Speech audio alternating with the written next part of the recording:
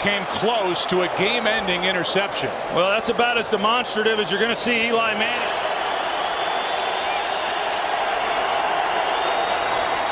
Pressure from Thomas off the edge. Eli Manning stays on his feet, airs it out down the field. It is caught by Tyree. Inside the 25 and a timeout taken.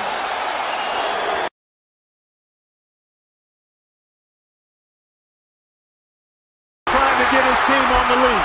And up ahead to Siva. And the attack by Harrell. And just like that, in the blink of an eye, Louisville comes from 12 down to take the lead. It's first of the night. 8 seconds to go in the half. Albrecht driving in. Gives it up. And a push foul called on Louisville with 2.5 seconds to go in the half. It's called on Blackshear. A blitzkrieg by the Cardinals, and this is the tail end of it. Montrezl Harrell wrecking that rim. Beautiful pass by Siva off a turnover. And boy, it didn't take long, guys. No. About thank you. The Lord of my life. And my salvation. Nothing shall harm me. We shall not fear. We shall not fear. We shall not fear. We shall not fear. There's someone wrong. There's someone wrong. They should not rise. They should not rise. They should not rise. They should not rise. They will not rise. I do my thing. In Jesus' name. In Jesus' name. Amen. Amen.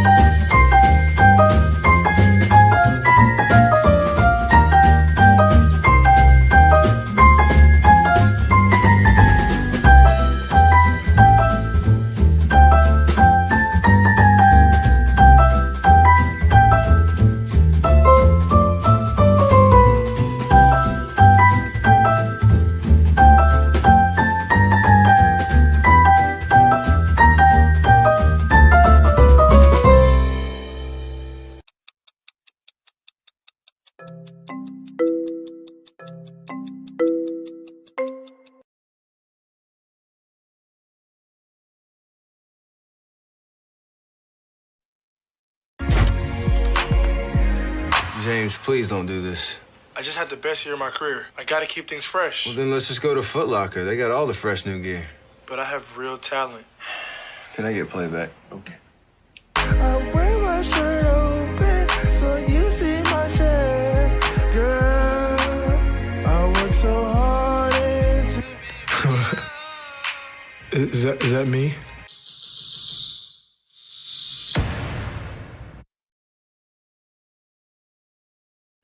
Tiger is back, and BetOnline is your #1 source for all your betting needs and sports info and odds. Hey, y'all, it's your man Lloyd Spence, and listen, find all of the latest sports developments, including this week's odds for the Masters Championship and the start to the Major League Baseball season. It's BetOnline. It's your continued source for all your sporting wagering needs, including live betting and your favorite Vegas casino and poker games. Can Tiger win this thing? I don't know. But it's super easy to get started to join on BetOnline, so join today. Learn why everyone is saying BetOnline is the fastest and easiest way to wager on popular sports and games. BetOnline, everybody. Go there, because it's where the game starts. Tell them to know you. Popcorn World.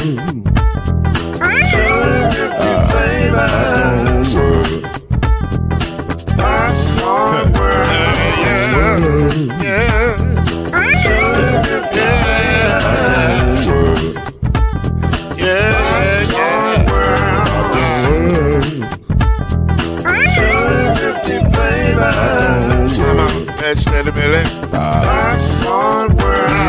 Can I make you move now? Yes, I can. So you can get this move in the back of a can. You can make it round the world when it holds in your hand. Popcorn World. 250 flavors gonna make you smile. 250 flavors gonna make you smile. 250 flavors gonna make you smile. I said popcorn make you smile. Ah. Popcorn World. Popcorn World. Popcorn World. Popcorn World. The Popcorn World.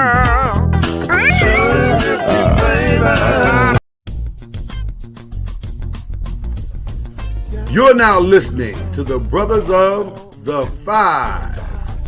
At shooting guard, it's your boy, Killer Cam. At small forward, it's Reggie Love. At point guard, Steve Major. At power forward, Al B. And at center, Mr. Noise, Lloyd Spence. And now, the Brothers of the Five. Add one more plus me into the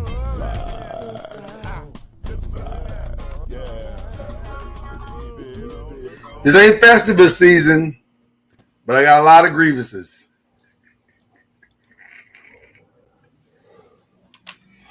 I got a lot of grievances. We'll get to that at some point during the show. Ladies and gentlemen, the Five is here. Killer Cam, Jesse, C Major, we all in the building. Man, why is everybody so down today, man? What's going on? It's a rough week, man. Lots of things are happening for people that we didn't expect to happen. And then there was some stuff that happened that we expected fully to happen. Just a rough week, man. You know, it's what happens when you have a rough week. But there is good news. In the name of the prophet Denzel. Ah, yes, the prophet Denzel. No, wait, Tom Hanks, my bad. I wish I knew that this too shall pass. Things are going great. Yeah. Everything's in my favor. Yeah. Everybody loves me. Yeah. This too shall pass. When everything's awful and it doesn't feel like I can make it another day and the world's stacked against me. Yeah. This too shall pass. That's good words to live by, man, because this week came through like a Will Smith slap and just took us out, man. It just came through hardcore. Yeah, but there is good news. And ironically, I will quote the prophet Chris Rock. Tiger Woods, y'all. He's back. Ladies and gentlemen. Now we're going to talk about golf. Yeah. The Masters was coming up. I wasn't that excited. I watch the Masters every year. But, it's the Masters. You know basically who the players are. You understand. And then early yesterday, this guy hits the course and starts talking reckless. Like, hey, man, I think I might be back. Huh? You're back? Ladies and gentlemen, at 10:34 Eastern Time tomorrow, the guy by the name of Tiger Woods will step back on the course after only a 1 year absence from what many would call a horrific, life-threatening accident where his legs were possibly amputated or considered to be amputated. Year and a half. Year and a half. Okay, we'll give him the half too. We won't take the half from him. But tomorrow at 10:34 Eastern Time with Louis Oosthuizen and some guy named Neiman, he will take the course and tee off at the Masters. Ladies and gentlemen, what are your thoughts in this, in my mind, mind-blowing set of events? Welcome, everybody. Welcome, Reggie Love. Man, I'm excited. It's been a long time. I know those PGA, officials are definitely excited because those ratings are coming back. Oh my God. The money's coming back. So I definitely am excited to see where he is as far as his game, because that's a long time to be out. His second accident, because the first one, his ex-wife kind of put it on. So this is the second one. So it'll be definitely good to see where he's at. If he can actually contend and make the cut. So I'm excited. Well, according to Besties, Fred Couples, who could be the greatest Tiger Woods stands of all time, short of his family, he looks great. He's swinging the club great. He looks like he could win the thing. And Tiger Woods said himself, I'm coming back, and I believe I can win it. Jesse, Cam, Reggie, do y'all believe he can win it? No. The telltale is going to be, from his injuries, that him walking the course, because you're coming back from that type of injury, and from what I'm understanding, that's a steep course. It doesn't look like it on TV. It's a steep course. So if he can make it through that aspect of it, hey, he has the opportunity. The swing is there. So okay, Reggie's a believer. I saw Jesse pointing to himself as a believer. Jesse, you believe he can pull it off? Yeah, man. I learned a long time ago to stop betting against the greats. Right? Yeah. You lose more often than you don't. So I'm not ever going to bet against Tiger. He's the betting favorite in Vegas right now. He was up there before they knew he was going to play, and after the announcement, now he's he's not the favorite to win, but more bets have been placed on him than anybody else, right? So, I'm not going to bet against him. Cam, that's the toughest course to walk on tour, right? The Masters, it's the toughest. So for that to be his challenge this week, it'll be interesting. I think he was limping at his practice round this morning a little bit, like in the middle of the round, coming down one of the hills. So, but still, it's Tiger Woods. You know what I mean? So, like, if Tom Brady gets to another Super Bowl, I will not be the one that walks in and places a bet against him. It just Cam, you said no. You said flat out no, it ain't gonna happen. Tell me why. Not enough rounds in between. Not enough reps. So you think he's hit some good shots and that's got him fooled right now? No, I'm not saying it's fooled right now, but if you play golf, you would know that you gotta put. I'm not even gonna say put the work in, but you gotta be swinging the club, and you got to have the on course practice, not just at the practice range. And he hadn't played enough. It's just Competition practice is not there. I honestly don't think he's going to make the cut. I actually think he's going to withdraw after the first day. Really? Wow. Yeah. Wow. Okay. Yeah. And he's the greatest in my eyes, by the way. No question. Not my favorite, but he's the greatest, you know. Yeah, I will say the only thing that might be working for him is that, you know, he talked about this back in like December. He said, I've been putting and chipping every day. Right? When you give a guy like Tiger Woods 6 months to do nothing but putt and chip, right?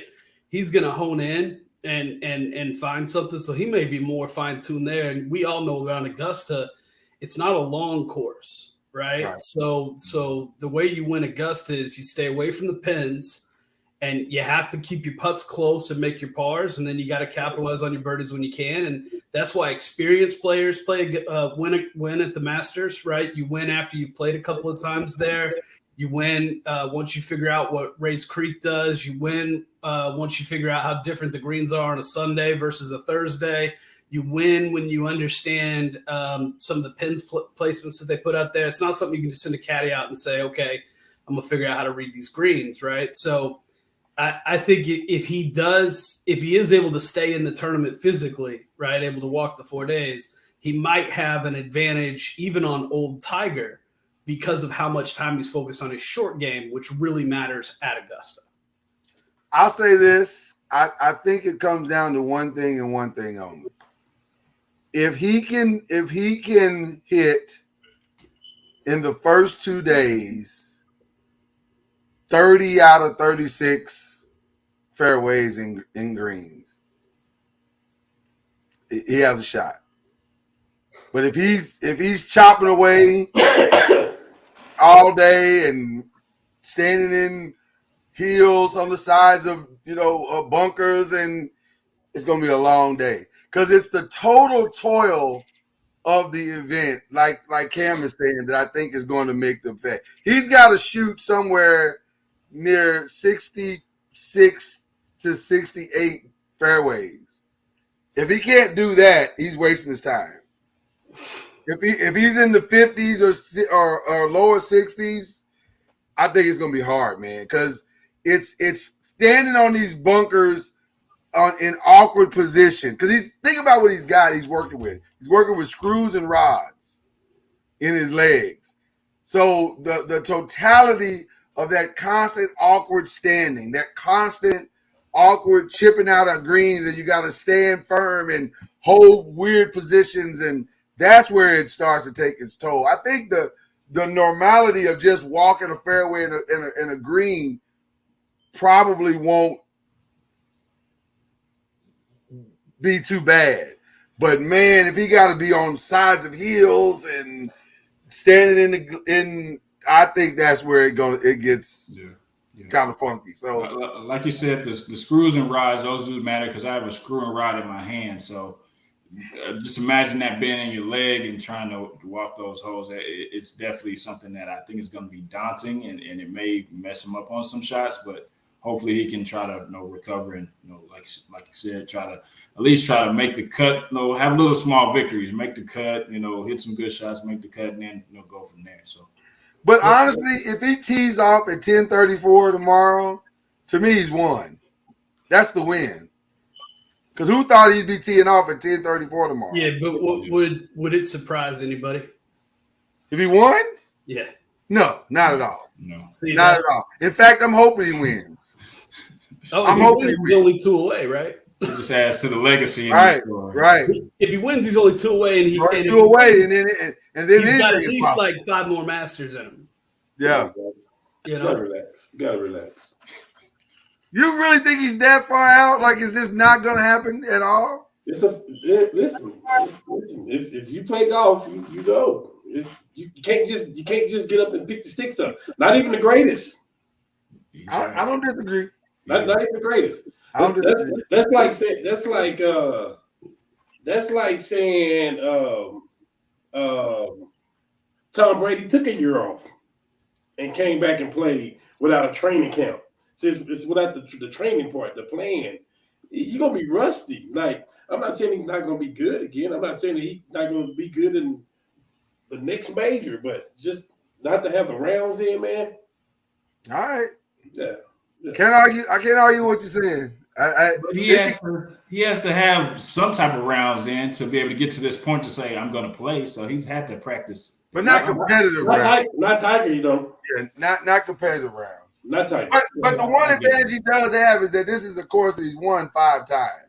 So it's not like he's playing. No, he's ridden this bicycle before. Yeah, but you got to remember, Kobe wasn't just better than everybody; he also outworked everybody. Right? That's what Tiger does. He wasn't just better than everybody. He also put in more reps than anybody. That was the old Tiger. Oh, right. I'm just saying. Okay. So that goes to Cam's point, right? That without that type of work ethic, he may be 90% of what John Rahm is, right? He may finish 8 under if he's able to walk the whole course, and Rahm finishes at 12. But he's not going to, he's not old Tiger. He's not going to be at 20 when Rahm's at 12 because.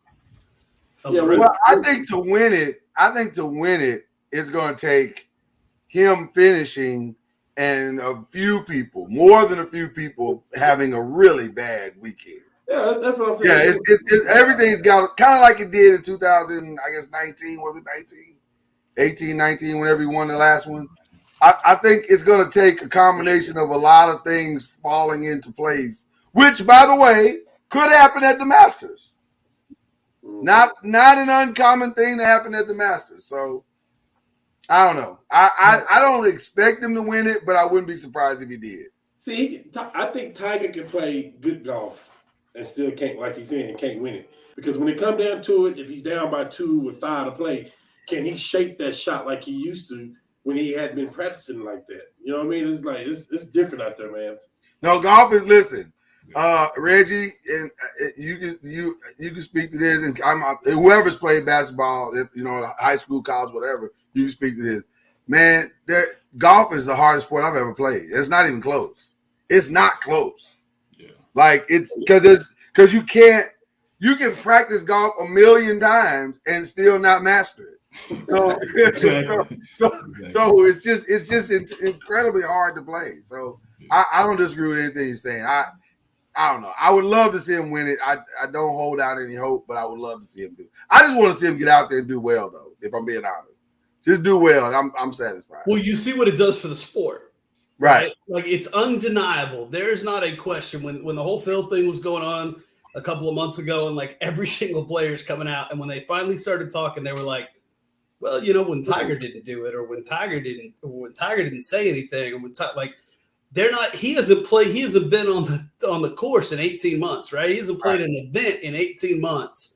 He's not only the number 1 betting ticket in Vegas, right? You saw the groups that were following him on his practice rounds, and people saying, I haven't seen Sunday groups with that big of a crowd at the Masters. Can I just throw this? I know we're about to move on, but can I just ask this question? And this is probably a summer question, but I'm going to ask it now because it's a fun question to ask. Has there ever been a single player of their sport that transformed their sport more than Tiger Woods? And I know the obvious is Jordan. But I don't know if Jordan. No, the obvious is not. I'd say the obvious would be like Jackie Robinson might be the obvious. What do you mean by transformed? Well, who did more for their sport? Yeah, I mean, who did more? Who?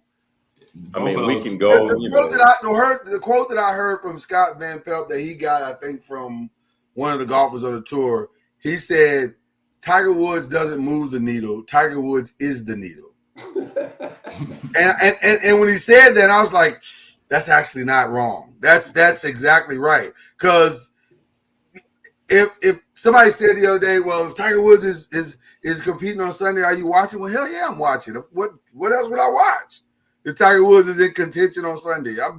Everything else is to the side. I'm watching Tiger Woods. I've done that right in the middle of NBA playoffs sometimes. They have a tournament and he's contending. I'm like, oh, I'll put this to the side for the DVRs for. Let me see what Tiger's about to do.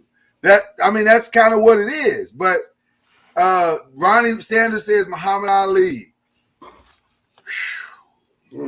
Yeah, I would have to say it can't be any more than Muhammad Ali, Jackie Robinson, and Tiger Woods for what they did to the sport. I can't really put somebody above the other one on that. Here's what's weird about Muhammad Ali for me. I don't know how much Muhammad Ali did for boxing. I know what he did for sports as a whole. Yes, if you want to say he's the greatest sports figure of all time, that's undeniable. Specifically for boxing, is he the greatest of all?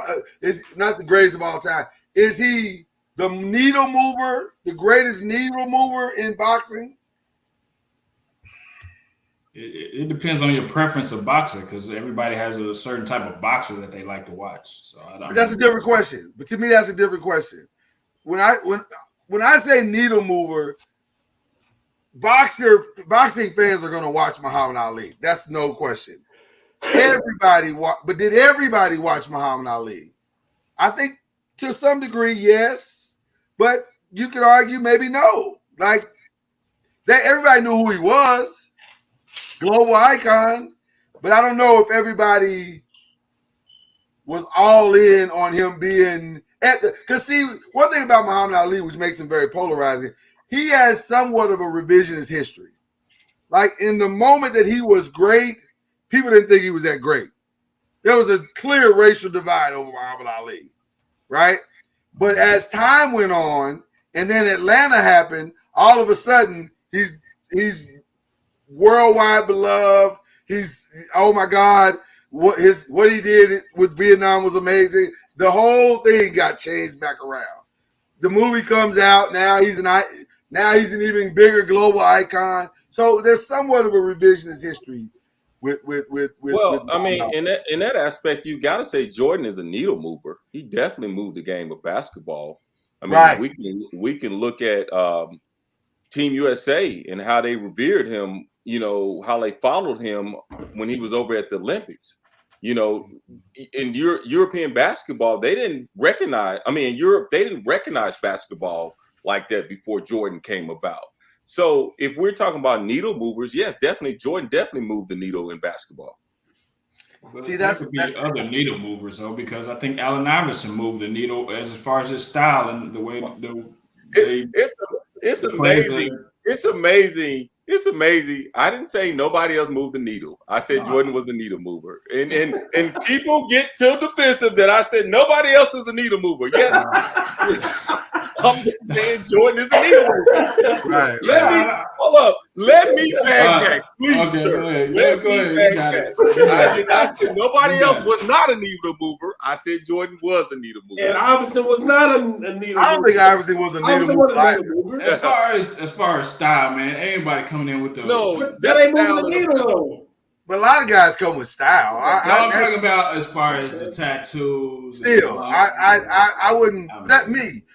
That's your guy. That's your guy. I get it. We're talking about. I would not say that he was a needle mover.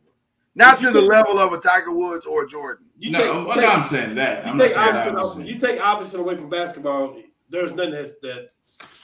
I mean, we're gonna be all right. We can still live. We lose some tattoos. You take Jordan away from basketball, people still may not be making money right now. So, not at the degree. Is it Muhammad Ali, Jordan, Tiger, Jackie Robinson? Is that I'm fine with that. The Mount Rushmore. I mean, I would even say LeBron is he's a needle mover as well too, because you see what's happening in sports outside of basketball. What's going on, what he's doing outside of the sport on the business aspect, what he's doing for, the community and things like that. This guy's, he's built his own school. You know what I'm saying? Go ahead, Lloyd. I'm sorry. Well, no, I was just gonna say the school part didn't move me, but I will say what did move me. What you said was this, because a lot of guys have had schools. That's not a thing. I mean, I'm not gonna. Now they aren't as high profile as Jordan, but Jalen Rose had a school 10 years before LeBron had a school. So that's not. I'm not gonna do that. But here's what I'll say about LeBron. Where you can say LeBron is a clear-cut needle mover for sure is the way just in the simplicity of how free agency and player empowerment has unfolded since he's been in the league. Because now you see guys in football, guys in baseball, guys in every league going, hey, I don't want that deal. Or I don't want to stay at this team. Or I don't want to do this. I'll bet on myself. I'll bet on myself. Or I'll do. That's different. We have not seen that. Most guys were taking the deal that was laid in front of them and were grateful to get it. Now guys are like, I don't want to do that. So that and the whole super team, even though you can argue it's Boston first or whatever you want to argue. But I just think that part of LeBron for sure makes him a legit needle mover. I don't know if it's the level of Tiger Woods. I really think, of course, I say that super team, I don't think that derives from LeBron. I think it started, but I really believe it started from AAU. That's what I believe in. Yeah. No question. Yeah. That's just an interesting question. Jackie Robinson is probably the most obvious because of the circumstantial stuff that he had to go through. I can't think of anybody else. Can y'all think of anybody else that's on that level? I thought about Steph Curry, except that it's too early to say that. Needle movers in every sport. I think with Steph Curry, it's too early to say that because it hasn't been going on. It hasn't been going on that long yet. If they're still shooting from half court in 10 years, then you got to put Steph in the conversation. Brad said Tony Hawk, Sean White. Okay. Yeah. I don't know. Steph Curry didn't hold his. You didn't wear his Under Armour shoe but one time, so he's not moving any needles right now. Lance Armstrong.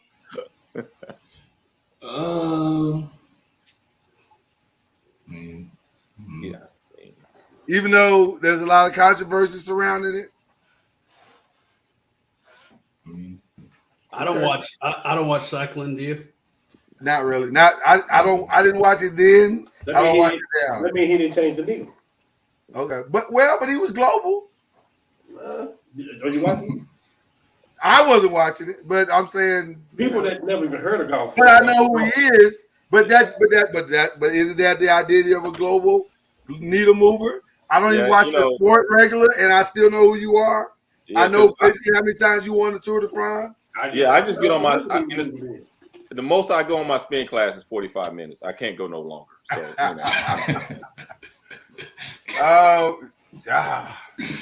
I think that might be it, guys. I don't know. I mean, the Venus and Serena. I thought about that. About more so. Well, why? Are we looking? Why would Venus and Serena be? Because they just. I mean, not a lot of. Well, not that I know. Not a lot of people were doing tennis like that back in the day. And so I feel like they transcend. Arthur Ashe was before them. Yeah, I was about to say. Okay, then Arthur Ashe, you can put him in there.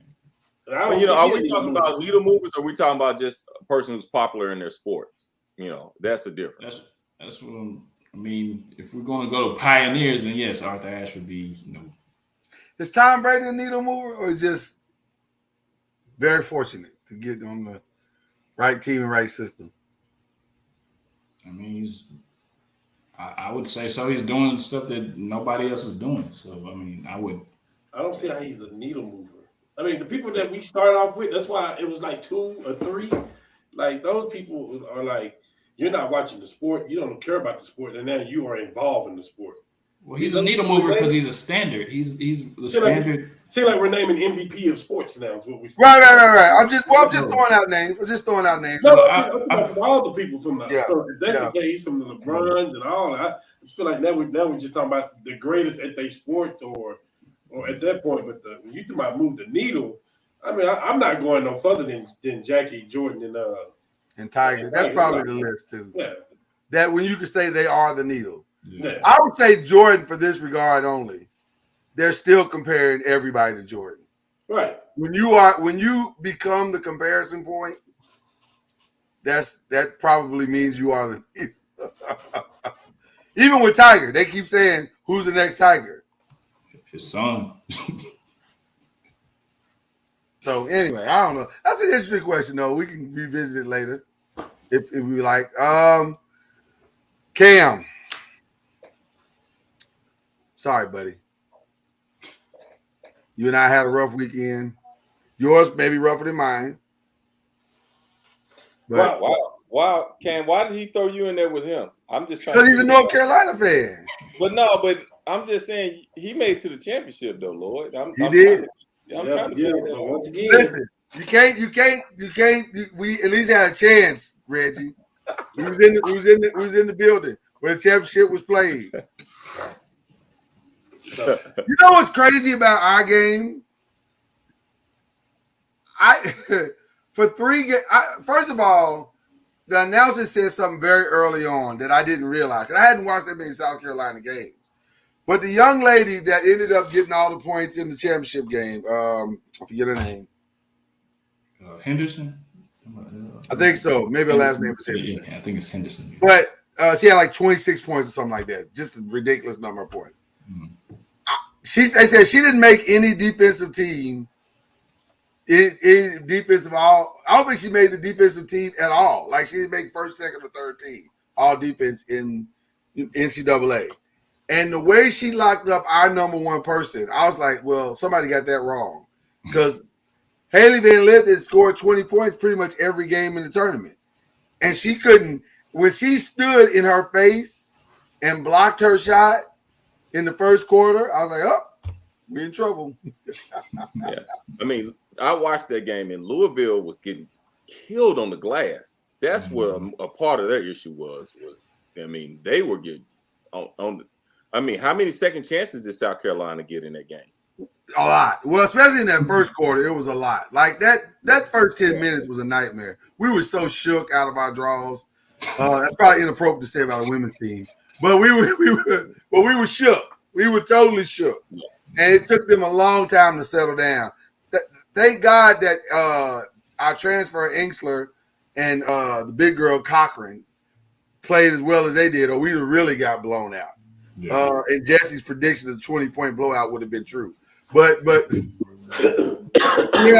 they held us in there in the game for a little while. We just listen. South Carolina is just that good. They were just that good. And the way and then they beat up on UConn in a similar fashion. So it was like, I don't know. When you're that good, I guess it don't really matter. I mean, you got to give credit to Dawn. Man, she brings a certain swagger and a confidence to that team that they can feel like they can beat anybody. And when you have that mentality and you get on the court and you have no fear for any opponent that steps on the court, and she made them believe that. So you got to give credit to a coach who can make a team work like that. Yeah. Is it appropriate to say that they got dogs? Can you say that about a woman's team? Yeah, no ifs and buts. Okay, they got dogs. They were. But they took on her personality. If you guys remember her playing, she played like that, and that she played exactly like that. Yeah, they took on her personality. Yeah, she played exactly like that. So that was the women's. We shout out to South Carolina. On the men's side, it was a little more I don't say exciting, but competitive. But can we deal with the elephant in the room first? What's that? Shout out to Hubert Davis for the most gangster move, quite possibly in the history of basketball. Because he ended every happy moment that Mike Krzyzewski expected to have this season. Yeah. He thought he'd win his last game on his floor, all the people around him. Oh, man, this is going to be great. I got my family and my former players. No, sir. Domination. Beat you by 20 points. Next subject. Oh, we're in the Final Four. This is going to be great. No, sir. Take it home. We'll see you in retirement. And it's funny you say that because I was thinking, man, it's going to be hard to beat a team back-to-back. And to be honest with you, I like Carolina, man. I really like Carolina. But in the back of my mind, I was like, man, that is going to be tough to beat a team. And the thing is with Carolina, they don't go, let's be honest, they go 6 deep. Let's be honest. they may bring that 7. They was forced to play 7 against. They were forced to play 7, but that's not what they are. Right. Right. And that says a lot. It says a lot about the coaching, and it says a lot about their conditioning. Because to play like that with 6 players, man, we're not talking about North Carolina's strength and conditioning coach, but somebody needs to give him credit. Somebody has to give him credit. Him or her. I don't want to take that out. So right. They were ready. They were more than ready. Cam, how you feel about that game? I know we got to talk about the championship game, but how you feel about that one? Well, all my friends, you either Carolina or you Duke. And so I was hearing a lot of chatter ever since we beat them the last game at home. I've been hearing it. And, I picked Duke, in one of my brackets. I had everybody in there but Carolina. And I kind of wanted Duke to win it. As far as my bracket, Carolina was 8th seed. At the end of the day, they're 8th seed. And we didn't play like this all year. No. So the expectations going into the tournament, I'm like, okay, we made it. Like, we limped in that thing. We made it. Like, let's make it happen. But, if you're a betting man, I had my money on Duke. And so for us to beat them, for us to end Coach K after the way they was acting after we beat them the first game, oh, man, what a joy. Hey, can I piggyback off of Cam on that aspect? I know we talked about this, and every time we talk about the tournament, whenever you're in the tournament, if you get hot at that right time, 9 times out of 10, teams get hot in the right moment. Because you think about last year, nobody expected Baylor to play like they played last year, and they got hot. To be honest with you, I really thought North Carolina was going to win this thing. After they played Duke, I really felt like, not because I felt like they was a better team than Kansas, I just feel like that North Carolina had that momentum. They were playing well. And by the way, I adopted Caleb Love because, I said he was my nephew. Don't know the kid, but he's my nephew. And the way that kid was playing, I was putting my money on North Carolina on that one. So just because of momentum, you got to ride with it. That seemed like fair money to bet. And even going into the championship game, it seemed like fair money to bet, at least through a half. Before I get to that half, real quick, foul or no foul at the end of that game, the Duke North Carolina game. Was that the right call? I thought it was the right call. If I'm being honest, I thought it was the right call. The one that everybody was talking about, oh man, should have been an N1 with the Duke player it was coming in. Right he got fouled before the shot. Yeah. Or they called before the shot, and then people were upset, like, no, that was a continuation. I was like, Yeah. First of all, you college basketball, NBA. Second of all, he didn't start gathering the ball, so it was even the official that they always I forgot his name, the one that they call on. He said it was a great call, and I agree. It was a good call. Yeah, I thought it was a good call. Yeah. Listen, for half, I thought North Carolina was it. I 15 points, man. Yeah, they took their foot off the gas, man. I don't. That's No. I mean, if you got somebody up by 15, though, you're supposed to be able to. Yeah, but that don't mean you take your foot off the gas because you up by 15. And let's give. See, with the game of basketball, let's give Billy Self some credit. Billy Self made adjustments. He made adjustments, and when he made that I think he made that adjustment. If you watch Kansas defense, they played that pick and roll different in the second half than they played it in the first half. They came out with a different defensive philosophy. They played them, because it was the big man started. He started kind of. He was kind of. Gosh, what's my word? I lost my word. I'm sorry, guys. But he was sticking out on that pick and roll. Then he was able to get back to the big man because he had an help side. I'm sorry. Talking about McCormick was showing at the top of that pick and roll. Yeah, he was showing. Thank you. That's what he was showing. Yeah. And he was able to show enough, and the guards played up tight enough on the ball handler that the guard was able to get back without him turning that corner. And then if they was going to roll, if the big man was going to roll, the opposite guard was still there for the help side. So give Billy Self a great credit. But here's the thing. Once they they called the timeout, Hubert Davis made an adjustment. And that's what I loved about the game. once they made it come, it was back and forth after that. It was just back and forth, back and forth. And let's think about Kalen Love had an ankle injury. He never did play.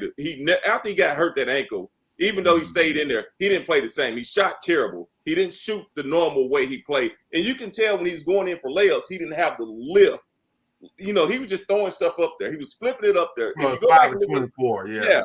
And then, and give Billy Self some credit. That last play, I like I said, I love North Carolina adopted. But when the big guy from North Carolina went out, he went straight to him. Right to him. That was and by the way, that was the right play.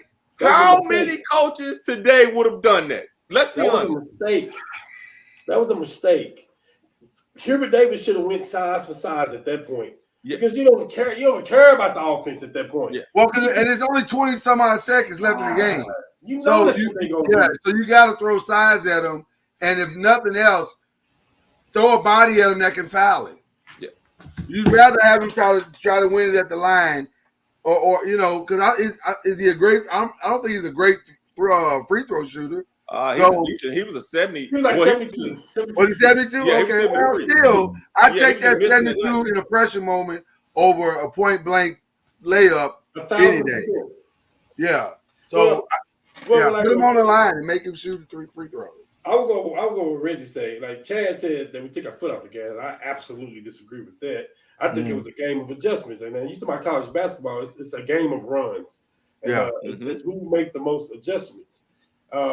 And when you got a good thing going, that don't mean you got to keep doing that good thing because it's adjustments you got to make. And so even if what you're doing is working, and we get that big man in trouble, in foul trouble, which we did, we weren't going to the paint. I'm like, go to Bangkok now. Like, there's nobody that can hold him down there. Go Manic, go to the block. There's nobody that can hold him. But they were still trying to play the game that they were playing. Yeah. In Kansas, put different people in there. You can't do that. And I really, to back Cam up, I really felt, now Hubert is a great coach. Now, I think he should have called that timeout much earlier than he did. He waited till pretty much they was tied up before he really called that timeout. I think, and then he made adjustment. Then after that, it was just back and forth the whole game. Right. Well, I think sometimes, to Chad's point, I don't know if they took the foot out the guy. I don't know if I agree with that part, but I will say 15 points has historically been enough. Like you to see a team fight back like that with a 15-point lead, that's pretty impressive. Like but we built that 15-point lead by them shooting bad. Right. And they were missing layups. And the second of all, no, I don't disagree with that. But what I'm saying is, if you just keep, a lot of times I think teams will start doing things like they went 5 of 23. Why do you need to keep shooting threes if you're up by 15? Man, just score. Just keep scoring and getting to the free throw line. And even if you get to the free throw line and split the number, you can still hold them off a little bit. I think. I think. But see, Lord, the reason why they kept shooting threes, and like I said, it's a game of adjustments. Because listen to what I'm saying. Those guards weren't able to turn that corner. Yeah. They weren't able to turn it no more. That Bill Self made a great adjustment. You got to give him credit. He made a great adjustment. In the second half of every game that Carolina's played, Caleb Love have killed in the paint. But that's my point. That's my point. At that point, he but again, everybody can make adjustments, and I'm waiting for North Carolina to get, like we all know at that point in the game, it's a chess match. Who can maneuver their pieces to get what they want? So now, Hubert, you've seen Bill make his adjustment. He's trying to pack it out so your guards, or push his guards up so your guards can't turn corners. Okay, so that means you got to bring some screens from different places. Maybe you got a double screen. You got to do something to set your guards free. And that's the part that I didn't see Hubert do. And again, it's all hindsight at this point. Right. And another thing you got to understand too with the situation too is Hubert did make adjustments, but it was a late adjustment. That's why they were going right. That's what I'm saying. Do that early. He didn't catch it until much later. Well, and another thing, let's be honest. the kid Cameron Johnson's brother came in and played great. Yeah. Even though I think he got tired. That's why that right, got thrown up. Yeah. So he took a shot though. Huh? They showed it. He took a shot and stuff. Oh, he took a shot. Okay, I didn't see that. I'm sorry, I didn't see that. But what I'm saying is, you got to think about this. They have played 2 games in 48 hours, pretty much, with 6 people. And that's hard. That's very hard. And that's very, very hard. And you're playing against Duke and Kansas, 2 number 1, well, 1 and the 2. So I think a little bit of conditioning could have kicked in. Fatigue, a little bit kicked in on that.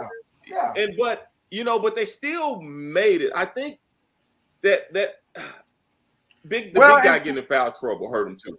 Yeah. Listen, and to your point, running that score up like they did in the first half, and then having to try to match that same energy for another half, they may have hit a wall. They may have hit a physical wall and said, "Man, we don't have that, and we want them guards to turn those corners." But maybe they, like you said, Cam, they just didn't have the energy to do it no more. It's like, look, we did it for 40 minutes in one game and 20 minutes in this one. That's all we got. That's all I was trying to say. What did Kansas shoot in the second half?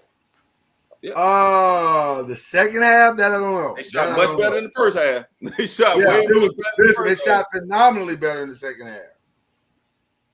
I mean, it was night and day.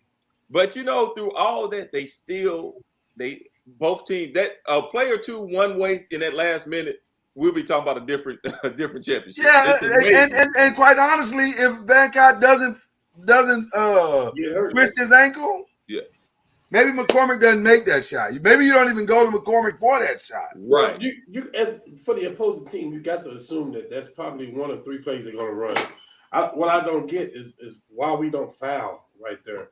Yeah. Why don't we make that guy go earn those points? Why didn't we put our other big guy in, to match up? Because at that point, you're playing offense for defense anyway. But here's the thing. It didn't add up. Cam, here's another thing that we do, and as you see a lot of teams do when they're oversized, is when they get it in the post, a guard would double down on that post. Right. They didn't even double down. I'm like, are y'all going to help on this one-on-one? But they did the first time. But the second time they didn't. The second time they did not.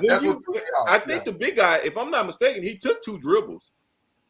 Yeah, the second time he did. The second time he did. So there's no way if you double down, he's able to take two dribbles. Right, so you're digging it out. You got to dig it out. So because remember the first time they doubled down, he missed the first shot, but he got his own rebound. And then he got it again, and then he put it back up. Guess who was holding him? Guess when he missed the shot? Guess who? The double man, which what's the white kid to shoot the threes? Manning. Yeah, well, if you watch it, he moved him out the way and got the rebound. Yeah, so, he did, and then he split him because Manning was out of position. It's a learning experience. It's a learning experience, but listen, let me tell you something. For all of those who said the ACC was about to meet its demise and Hubert Davis is a questionable, blah, blah, blah, blah, blah, ACC is alive and well. Now, let me ask you a question. And I don't know much about Carolina. Are all those kids? Are they coming back or they're what are they? Well, Manic is gone. He's a 5th year graduate. That's the one from Texas Tech or not? That's Texas Tech. Yeah. Oklahoma. He's from OU. Yeah. So he's gone. Bangkok is a junior. Okay. Love is a sophomore. Davis is a sophomore, and I think Davis, Love, and Bangkok. I think they all gone. Leaky Black was a 5th year senior. He gone. Man was gone. But our recruiting class is nice, and that's why I was liking in the big game. That's why I was glad that Puff what's his name? Puff Johnson. Yeah. I was glad he got some playing time because he's gonna be a big focal point next year. Doesn't he play just like his brother? Is it me or he plays just like his brother? Yeah, just like him. Hey, listen, that ain't a bad thing. And he's a sophomore too. Play him though, Hubert. Play him. Yeah. Well, but listen, he did when he got in the game, he did all the right stuff. Yeah, but you don't know that. You don't know that though. Yeah. They played him against UCLA. They played him against Marquette. Play them. They played them against Baylor, and then we get here and we just went 6. Come on, man, we got You can't do well, that. Listen, Kansas team. He'll get some run next year for sure. ESPN just released his way too early top 25. They got Arkansas number 1, the Cougars number 2, UCLA number 3, Jayhawks 4, North Carolina 5, the Blue Devils number 6, Kentucky 7, Baylor 8, Creighton 9, and Arizona number 10. I don't like that Arkansas number 1. I'm gonna tell y'all why. Because Note declared for the draft. Note declared for the draft and signed with an agent. Williams declared for the draft and didn't sign with an agent. Even though you got the top recruiting class in the country, they're freshmen. I don't know if you want to put them as number 1 right off the bat. Coming in with well, that's way too early. Here's the reason why they're. And I'm an Arkansas fan, so why not?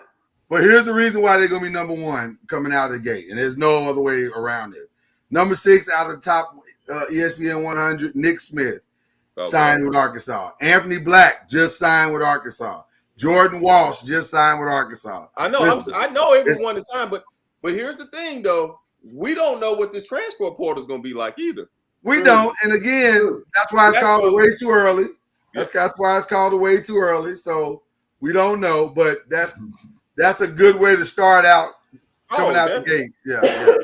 So I'm just trying. Hey, I don't want that target on them right off. I was gonna say Reggie likes them playing from the underdog role. That's why he said that. Michigan's 11. I wasn't gonna bring that up. I didn't want to get him that excited. There you go. All right, here we go. Question number 2. This is actually a phenomenal question because at the beginning of the season, Vegas had the 2 teams that were leading the pack as to winning the NBA championship, the Nets and the Lakers. Here we are in April, a week away from the start of the playoffs. The Lakers are out of all sides of anything concerning the playoffs, including the play-in, and the Nets don't look that much better. Who do you blame for this? Whose fault is this? And I know I've been on the Lakers a lot, but them not making the playoffs, I will say injuries hurt them for not making the playoffs. I'm not saying they're winning it all, but not making the playoffs, you gotta put injuries in that aspect of it for the Lakers. Mm-hmm. But not winning it all, I would definitely say that team. I mean, chemistry, man. Nobody knew Westbrook was going to be like this. Nobody knew that. Well, I'll tell you one team that knew. Oklahoma. Well, okay. I'll tell you 2 teams that knew. The Wizards. Washington. Okay, I'll tell you 3 teams that knew. That's cool. I'm just saying that. It's so frustrating. It's so frustrating. I don't, even if they would have made the play-in, they just wasn't that team to win it all. So, Cam, that's why I'm glad we're talking about. Do you say, are you as a Laker fan okay with not making it or getting in the playoffs and losing first round?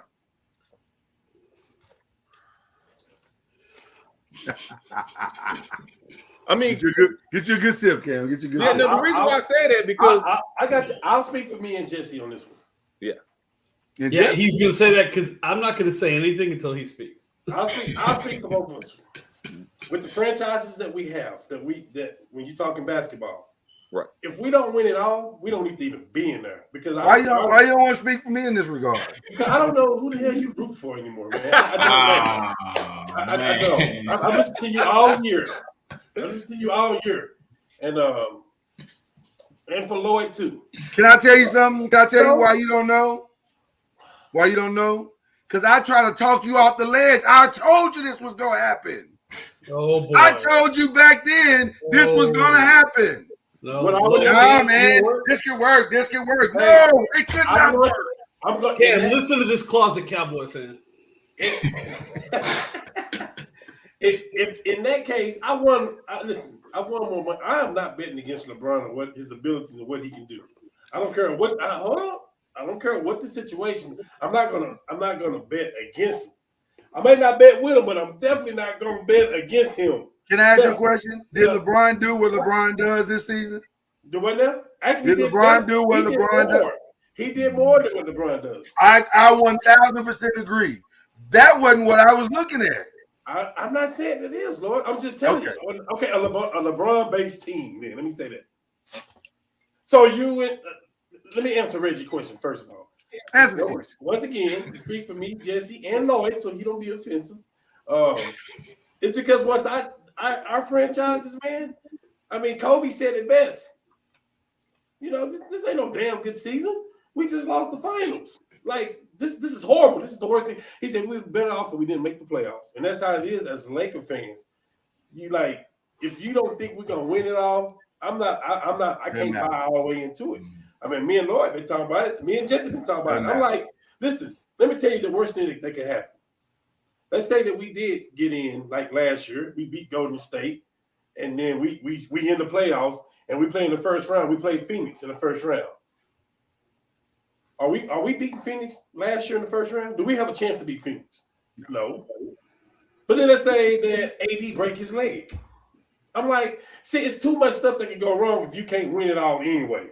You're doing stuff that you ain't supposed to do. That's why Kobe tore his Achilles, because he was playing minutes that he shouldn't have been playing. That's what I'm saying. Like, if you knew they knew the Lakers knew they weren't gonna win it all that year anyway. And they was running. Kobe led the league in minutes. Yeah. That's retarded. So I'm just saying, like, for me, I'm like, if we ain't got a chance, I don't want now. Now, when you talk about AD being hurt, you talk about LeBron being hurt. If we had a team of good players and they both came back and we kind of getting that play in, that's totally different. This year, we were handicapped. We were old. You know, like you weren't to do nothing with that. So, like, for me, nah, man, I don't want to be a part of that mess. That's crazy. Can I get a part 2 to this question? Yeah, sure. We ain't touched the net side, so we got time. Go ahead. Well, I didn't know. Do you feel for a bunch of Jordan fans out there? I didn't know that the Nets mean anything. I thought whatever LeBron is, you know. It's, Do you feel as Laker fans? This is a question for both you and Lloyd, because I'm interviewing you guys right now. He's not a Laker fan. Okay. I've been a Laker fan longer than you've been a Laker fan. Only because you've been alive longer. That's the only exactly. So let's stop. That's the only reason. Do you feel this is the worst constructed Lakers team of all time? No. Oh God, no. No. We lived through the Sedell 3. Cedric Sabalas. Well, what I mean, no, I'm curious. No, the reason not why just even close to the top. But listen, what reason why I said it? Because you got a big three you was paying a lot of money to. No, Reggie. I'm telling you, no. Money's never been an issue anyway. Money's never been a problem. But when you got people like AD, who was supposed to be the best player on your team, don't even play half the season. You got the point guard, none, who didn't play at all. You got Trevor Ariza, who played maybe 17 games. We were old, constructive. It was a lot of it was reasons why, right? Man, I've seen some worse stuff, bro. Absolutely. Now, ask me the question you really want to ask me. Was that the worst trade in Laker history? Yeah, was that the worst trade? Feels like it.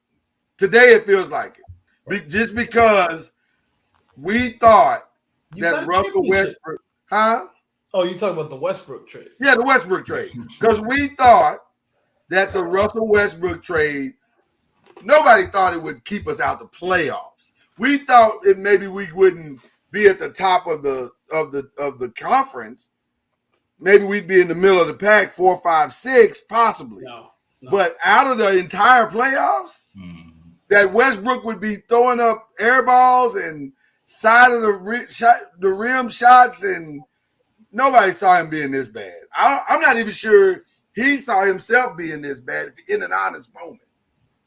And you know what this still, you know, one thing to go back to LeBron, and I love watching LeBron. To me, if you know LeBron, I give LeBron a sidekick, and you get great younger role players around him.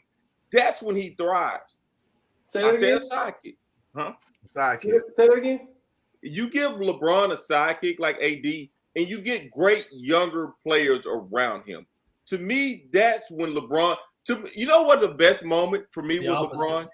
was when they played Golden State and LeBron had LeBron and the Merry Men with it was without Kevin Love, without Kyrie, and he took Golden State to Game 6, literally, and he made those players around him so much better. LeBron makes people. He has a thing that if you follow him, he makes the team, especially younger players, he makes them better.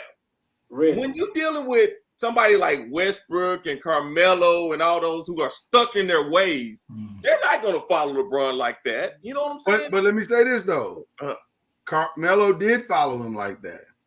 Carmelo wasn't the problem. Carmelo wasn't the problem. I'm not. Yeah, we're not saying the problem. He was part of the problem. I'm tell you why. Because he didn't play defense. He didn't play defense, but that ain't what you got him for. It's part of the problem, though, Lord. But no. But Reggie, I'm not going to let you do that to Carmelo this time, though. I'm not saying you're wrong. I'm not saying you're wrong on the defensive side, that's what we knew that.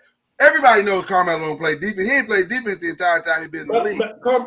I would say Carmelo played better than Kyle Kuzma for us.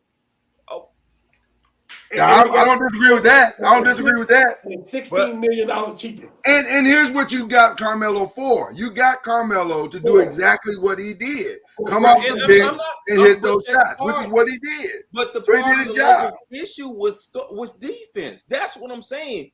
Okay, but we weren't bringing Carmelo to solve none of that. Right.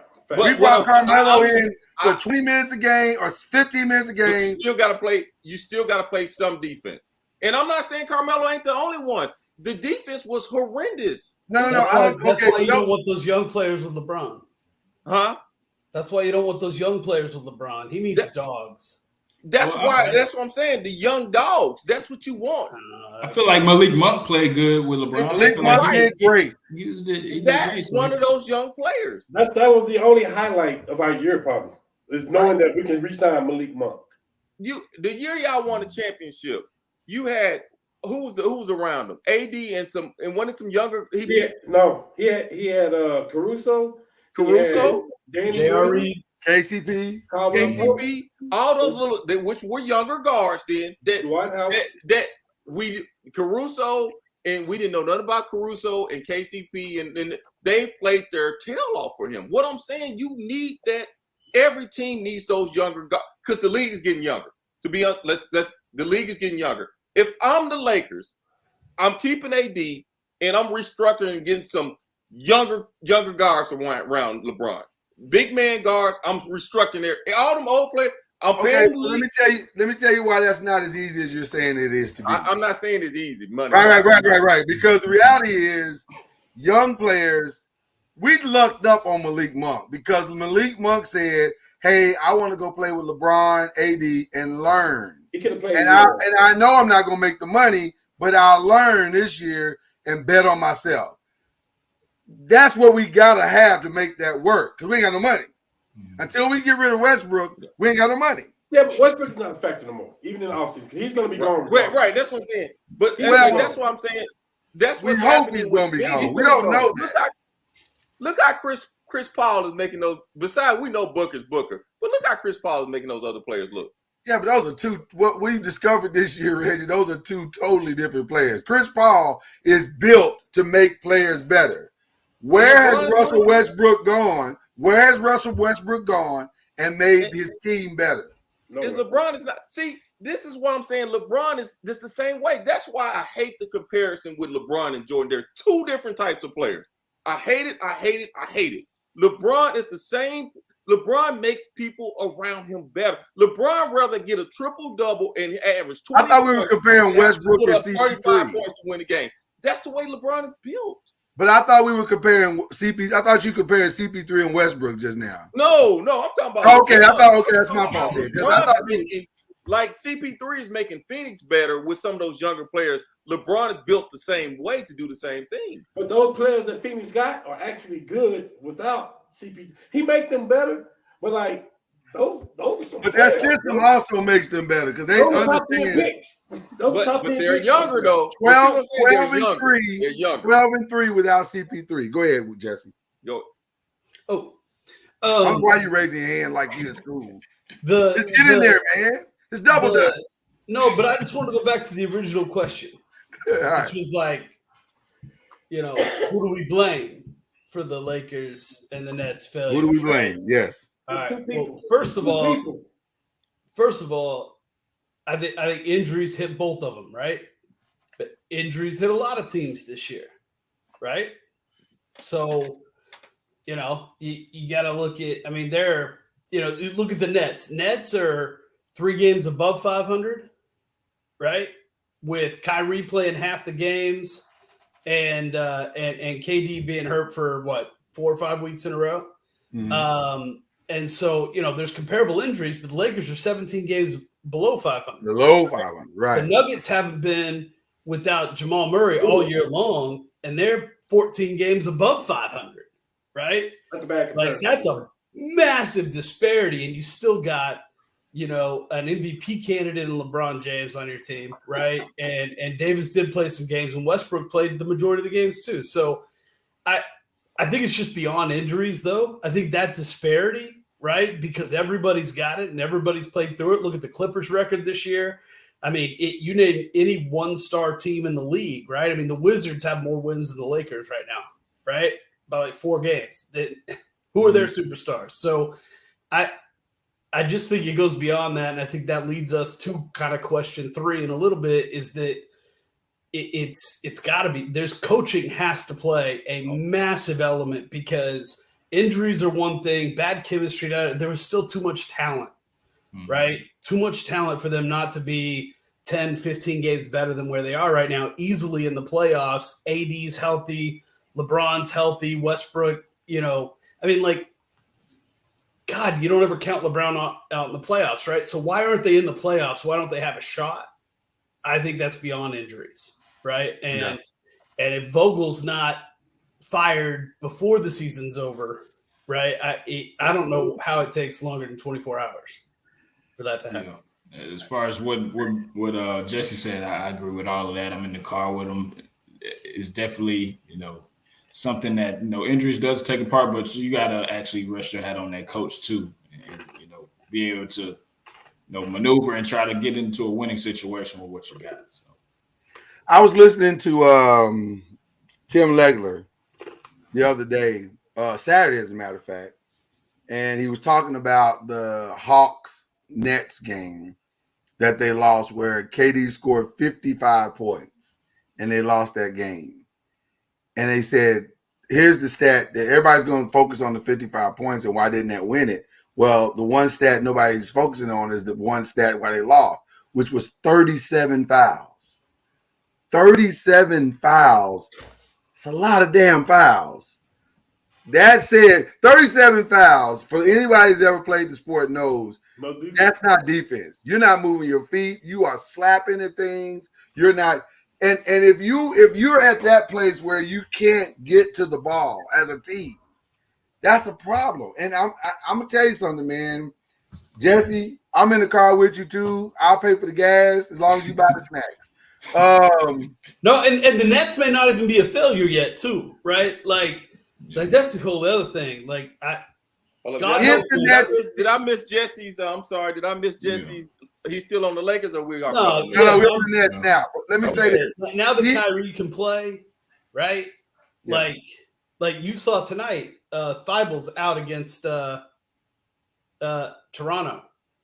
You know why? So they can avoid? No, he's not vaccinated. He's not vaccinated. They haven't said it yet publicly, but that's what the reason is. Right. And you know who the 4 seed in the Eastern Conference is right now? As of today, it is Philly, and it's probably going to remain. You know who the 5 seed is in the Eastern Conference is right now? That would be Toronto. Which we're going to get to that here in a minute, because I got some thoughts on that too. I'll say this. The fact that Steve Nash did not move the defensive needle for the Nets all season long is the reason why they are where they are. Like, he had no impact on them playing defense at all, which is why they are the same team that they were last year. He has not affected them in any way, form, or fashion. Now, granted, first they were last year. They're the exact same defense. They was a shot away from going to the finals. Oh, so you're saying they're worse than they were last year? Okay. Okay. All right. Fair enough. Fair enough. You make it sound your words, not mine. No, makes sense, Lord. You don't know what's going on. My point is, they don't play defense. If we're gonna say that about, if we're gonna say that about the Nets, we gotta say that about the Lakers because they were in the same boat. Neither one of them played defense. I don't disagree with anything you're saying. I'm not comparing the two. I'm saying because we had moved over to Brooklyn for a second, so I was just bringing up the Brooklyn part of it. But I think the coaching of what Jesse is saying on both sides is coaching. You don't know yet you don't know yet with the Nets. Yes, you don't know yet. You don't know what Nash has had to do behind the scenes because Kyrie won't take a fucking shot. You don't know how he's had to manage Garnett and all the other young players that they have on that team. Now he's changed over veteran leadership, right? He was managing James Harden all year. Now he's managing Andre Drummond and Seth Curry's minutes with Blake Griffin and Aldridge sitting on the bench and not playing. All of that sounds fantastic, Jesse. Here's the difference of what I'm not saying you just don't know yet, Lloyd. Here's what I do know. In Phoenix, they lost their best player. They went 12-3. In Memphis, they've lost their best player. They've gone 14-6. Coaches are figuring it out. 19-2. 19-2. Coaches are figuring it out. And one of the things they're figuring out is that they're communicating defense to these teams. Lord, I can't let you ride. I was gonna let it go, but I can't let you ride. Well, talk to me. Last year, they was a shot away from going to the finals. So whatever defense they were playing or not playing last year, it was good enough. Talk about who? The Nets. The Nets. Who coached them last year? You missing what I'm saying? I'm saying is you said they didn't play defense last year. They didn't play defense last year. They was 1 point from going to the NBA Finals. So whatever they did last year really was good enough. They was 1 point away from going to the NBA Finals. And you're blasting their defense from last year? That don't. Hey, Lord, that don't remotely make sense what you're saying, man. Okay, are they a good defensive team?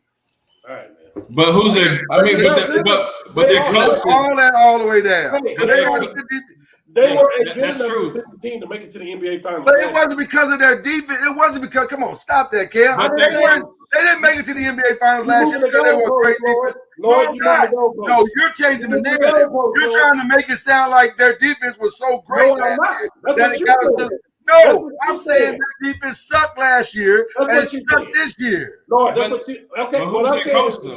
The coach is not known for defense. The sucky defense that they had last year. They was a shot away from going to the finals. Because they have they had three great offensive players last year. Kyrie didn't play last year. James Harden was hurt. So who? It was KD by himself. Were they on the floor? Hey, no. Kyrie was not on the floor, and James Harden had a hamstring problem. Talk to me. James Harden was on the floor. Talk to me. Hey, hold on, listen to me. KD was by himself last year against Milwaukee. Okay, and guess what? And what did they have to do to win that game? They had to outscore them. Okay. Because their defense sucked. Once again, let me say this again. In Game 7, in the Eastern Conference Finals, they lost their game, and you're trying to say that they're a bad defensive game. We're talking about them. They are a bad defensive team. Hey, Lord, like I said, okay. Well, then let me double down then. Let me double down then. Since you don't want to go there. Hey, let me triple down. Kyrie didn't play. Hold on, Kyrie. We're talking about forget last year. Forget that. I'm talking about this year. I'm not going to forget last year. You have to forget last year because it's over. No. You can't talk about last year. Hey, you brought this year. I'm doubling down this year. They will not get out of the first round this year. You go out like that. You brought up last year. I don't care what you let me get out of. They will not get out of the first round this year. Hey, you brought up last year. Who's number 1 seed in the East? Miami. Miami? Hey, are you telling me, hold up, time out. Are you telling me that if Miami plays Brooklyn, they will lose? If wherever Brooklyn lands, if it's Miami or even if it's Boston or even if it's Milwaukee, they're not beating either three of those teams. Yes, they will. How? They will beat Miami. They will beat Miami. How? Explain to me how. They will beat Miami. Lord, explain that to me. I've learned to agree with Lloyd. No, forget that agreeing thing. Just explain how. I've learned to agree. Put I'm bringing you the facts. This is one of the worst defensive teams in the playoffs.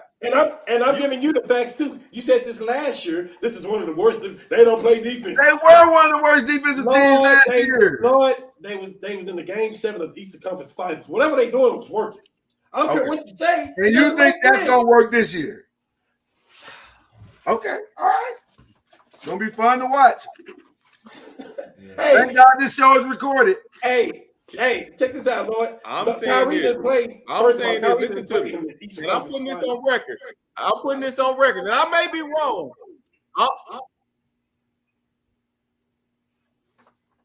Go ahead, Reggie. I may be wrong. But if Brooklyn plays Miami, they're going to beat Miami. Okay. Can I say something about this, please? Lord, you can't just say what you want and back out of it. I'm not backing out of anything. I already said what I said. Okay, calm down. I'm needing these leaks out of here. I said what I said. First of all, you brought up last year's Brooklyn team. I just want to let you know that. And then to go back to what you just said about Reggie, if we have to pick and choose our teams right now, listen, if Brooklyn makes it to the playoffs, and I want to change my final pick right now too, if I can. No, you said the Nets. And the playoffs have not started yet. Okay. And it has nothing to do with Brooklyn's defense. You got time to make your change pick. Go ahead. Listen, man. Listen. If everybody's healthy, because that's what we said last year, right? Based off they're healthy, right? Lowry and Oladipo, the way they playing in that backcourt like that, it's scary. That is scary. I'm telling you, listen to what I just said. They're not beating Miami. That has nothing to do with Brooklyn, though. Listen to the logic, people.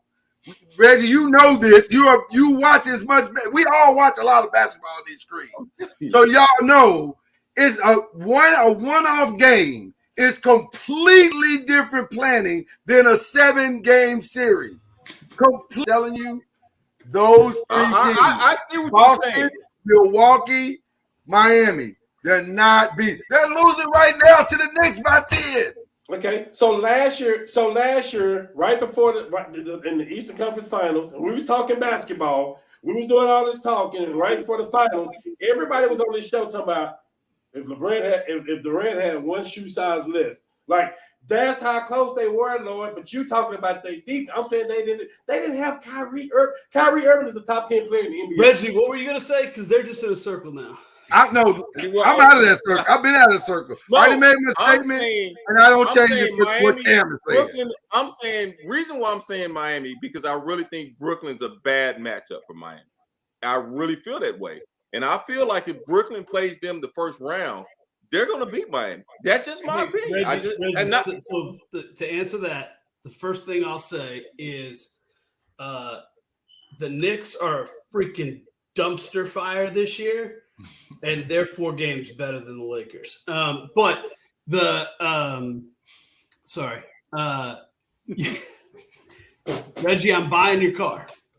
Was that I'm not riding in the car with you. I'm breaking news or something? What was that? I don't know what just happened there, but breaking news. What was that? Beat Miami if that's who they play in the first round.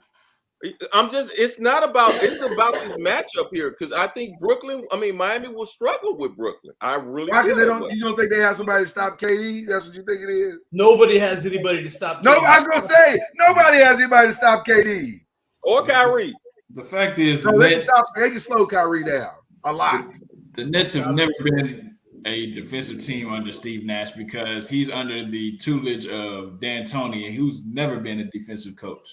So I feel like what Lloyd is saying, yes, they're going to outscore people. That's the way they're going to have to win because the defense is going to be lacking. So that's how they start last year. And you're right, Cam. You're right. Cam, you're right. They got to a foot away from the finals. I'm not taking that away from them, but it wasn't because of their defense.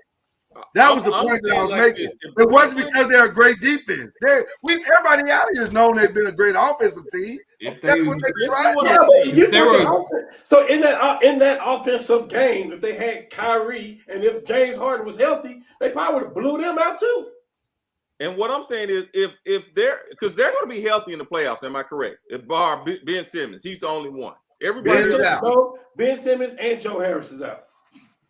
But Aldridge and the rest of the game are going to be back for the playoffs, right? Kyrie, Durant, all the rest of the game. Aldridge going to be there? Reggie, check your chat. I check my chat. So Jesse said we're avoiding question 3. Let's go to question 3 so that Jesse can get. No, hold on, Jesse. We'll get to question 3 in a minute. You settle down, because we're just trying to avoiding the issue. No, Jesse. Actually, I was agreeing with you. I think if they don't put me in your mess, Lloyd. No. You started this mess when you said coaches. I didn't say anything about the Nets defense in 2021. You started this mess when you said coaching. So this is your fault. I got here in the car that Jesse Wright drove.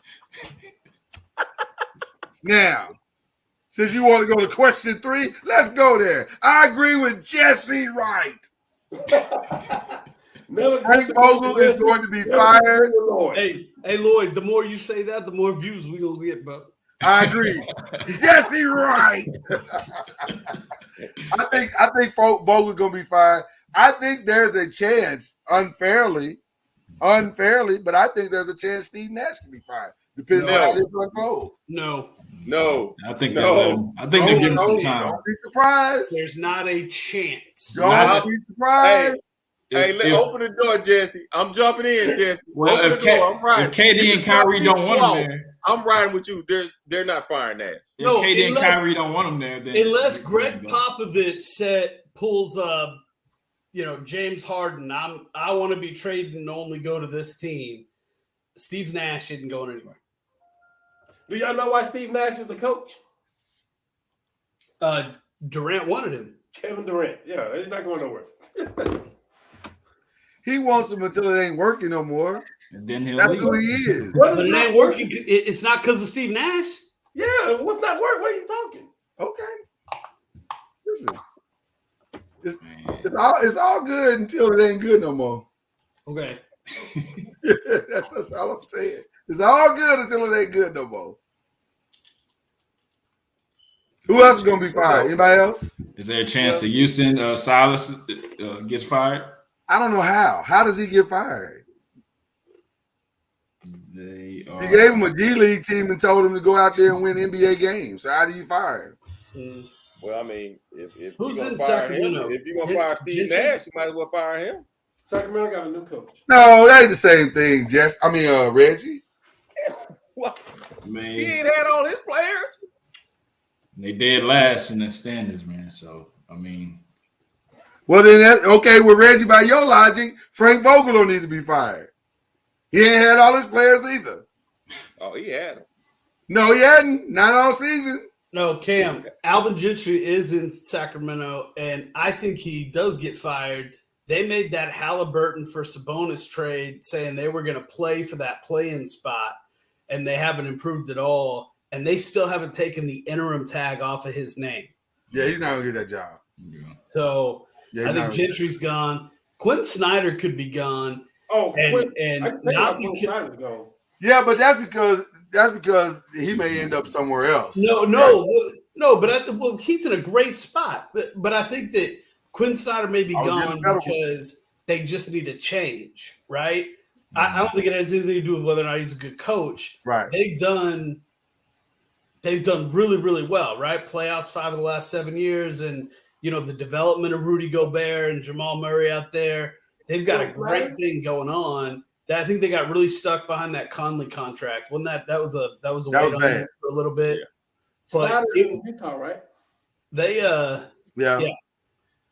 But they just may need a new voice in the room. You know what I mean? Like somebody to switch it up a little bit. But yeah, so I think Gentry and Snyder. Who's the GM over in Utah, Jess? Who's the GM or who's the new special advisor to the CEO? No, who's the GM? Who's the president of operations over there? That's Danny Ainge. Danny Ainge, and who else? Who's else overseeing over there? The special whoever. Who else is over there? Is it Dwayne? Dwayne Wade. So where are you trying to allude to? I'm saying Snyder will be fired because it only makes sense that they're trying to keep Mitchell for one. So who are they gonna bring in? Oh, they'll bring in a household name. Oh yeah, that's what Utah's missing is a house. A former player, kind of like a Steve Nash play, is what they need out there. Gotcha. Yeah. Okay. You know what? I think Chauncey Billups has one more year. Yeah, I was just about to say. I hate that for him too, because I don't know if he's gotten a fair. I mean, you lose Damian Lillard, man. What are you supposed to do? I said one more. After this, if he one more. I think that's not fair, but you're probably right though. You're probably right. I read that Snyder and I think I put it in the group. I read that Snyder and Philly. Who's in Philly? Oh, Doc Rivers. That's who the Lakers was going. That was 1-2 for the Lakers. Well, you know why that's happening? Because Daryl Morey and Mike D'Antonio are apparently secret lovers or something. I don't know why. I don't listen. I think our next coach is on our bench already. Personally, I think we have a great coach. I heard they're throwing around Mark Jackson. Listen here. I made boycott Lakers. I'm not saying it's true, but I've heard that name. I don't know. Listen, I don't think Mark Jackson. What I don't need in Lakerland is a pastor. That's what he is. He's a preacher. He's not a damn. You don't want a good pastor? Hey man, not my basketball team. I don't. Hey, maybe they can. Hey, that shit didn't work for Oral Roberts either. If I were Rob Pelinka, you know who I'd hire as the next coach of the Los Angeles Lakers? Phil Jackson. Nope. He's been trolling around. Nope. He has been. He's already on the roster. Becky Harmon. Stop. No, ain't no Becky Harmon. Fizdale. She's not ready for that. Becky Harmon. She's not ready for that. Yes, she is. No, she's not. She'll be in the WNBA. No, she's not ready for that. It's one thing to be a good coach. It's another thing to have the. Why isn't she ready for that? How did you know Sean McVay was ready to coach the LA? Because she's not ready to sit in a seat of expectations like that every day. Not for the Lakers. No, she don't have enough experience. And that's nothing to say about her coaching ability. I'm not talking about that. I'm talking about the fact that Frank Vogel ain't fucking ready for that. He just happened to get in a great situation and the stars align. But he's not ready to sit in a seat where the expectation is championship or bust every season. Yeah. Reggie, have they named a successor for the Spurs? Huh? Have they named a successor for the Spurs? Not yet. Not yet. But they got. And Becky Harmon is amazing, by the way. A brilliant basketball mind. By the way, speaking of the Spurs, I did predict we'll make the play-in game. Yeah, I remember I said that. I said as far as we'll get the play-in game.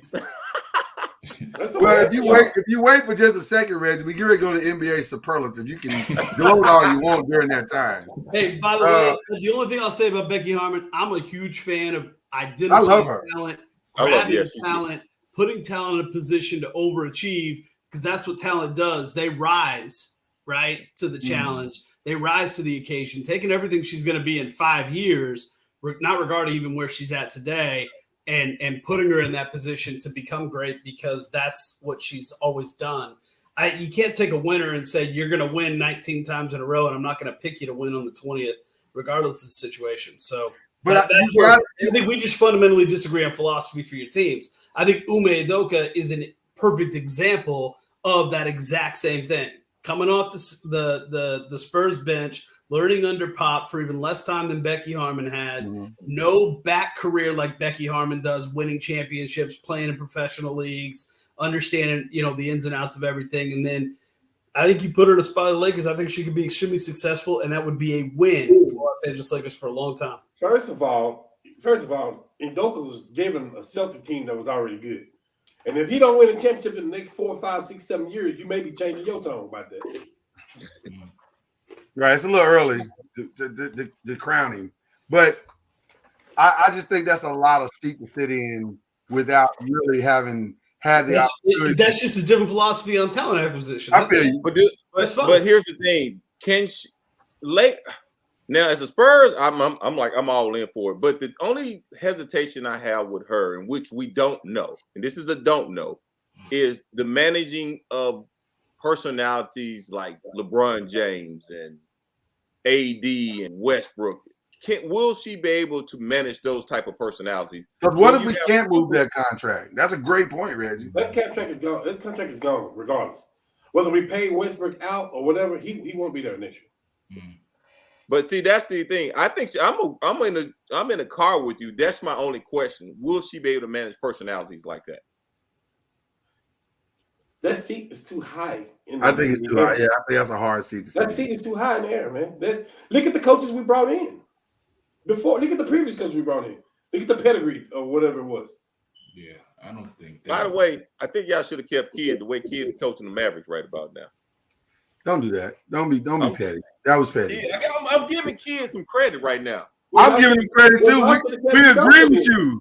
We agree with you. That's the point. By the way, that's who Steve Nash is going to be as a coach. A lot of similarities there. Just FYI. I'm just saying, y'all should have kept Udoka there, right? Y'all would have been doing better too, right? From Jesse, right?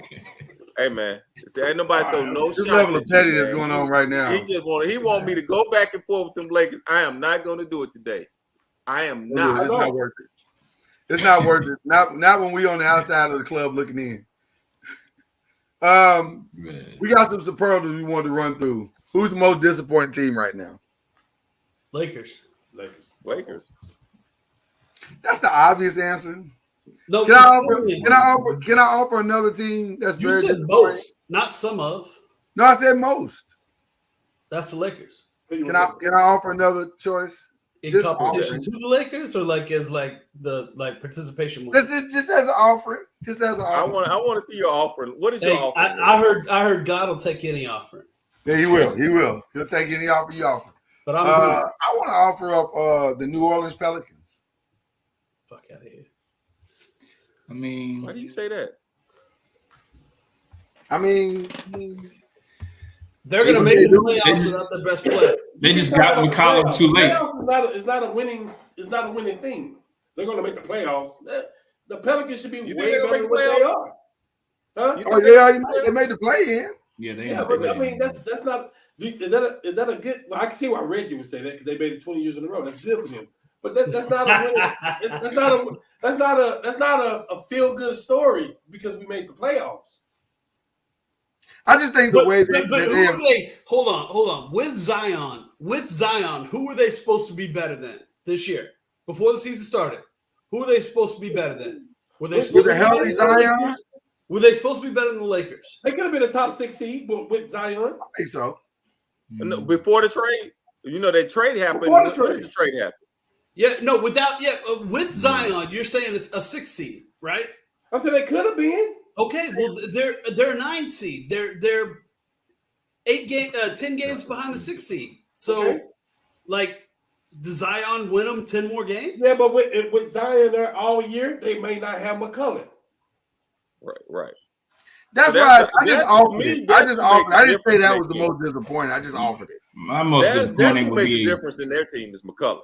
He's making the difference because I really believe they wouldn't even be in the play-in game without him. No question. Thanks. No question. My most disappointing team is the Hawks, from where they were last year to being in the play-in, to being where they were last year to being in the play-in. I think the Hawks are maximizing what they have.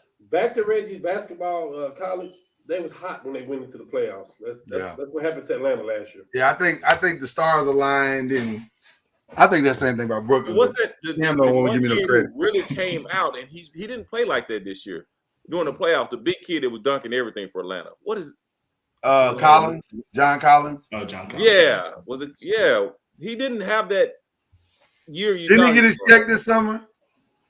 Yeah, he did. That may be why. Sometimes when you get that check will mess you up. The most disappointing team is the Lakers, but I think there's something to be said. The Pacers had a ton of talent on their team to start the year, absolute ton of talent. And the Clippers, right? Like injuries, just Yeah, but I got to give Lou credit, man. You say all that. I still think the Knicks, what their expectations were, trading for Kemba Walker and Julius Randle coming off the year that he just had, and I think the Knicks had, RJ Barrett. I mean, they had an expectation of being a top 3 team in the East this year.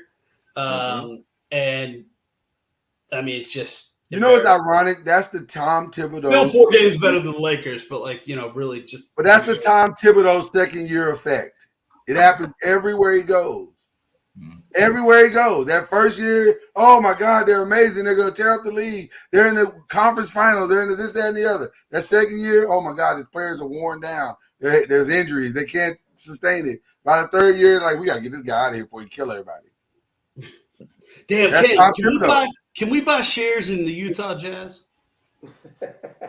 Boy, I want to get on that bus right now. Ooh. Listen to this guy. Wow. Dwayne Wade makes me excited. Donovan Mitchell gonna be a Knick. No, Dwayne Wade moves the needle for me. That's all I'm saying. Okay. Who's the most dangerous team right now? Memphis. Dallas Mavericks. Memphis, Dallas, Milwaukee. Dallas Mavericks are going to surprise some people, and it shouldn't be a surprise. I think that's you know what I mean. That's what makes them dangerous. It shouldn't be a surprise. But I think Dallas Dallas could win it all. They are deadly. There's 2 teams I'm scared of if I'm in the West, and that's Dallas and Memphis. 2 teams I'm scared of. Dallas and Memphis. I'm scared to death of Memphis. Memphis is I don't understand it. And they're young. And they're young. They're young. Yeah. You don't see a young team that usually plays like this. I like this. Who's most overrated? No, Cam. Who's your most dangerous? Did you say yours, Cam? Hold on. Did we go East End? No, he said Dallas. No. I'm praying.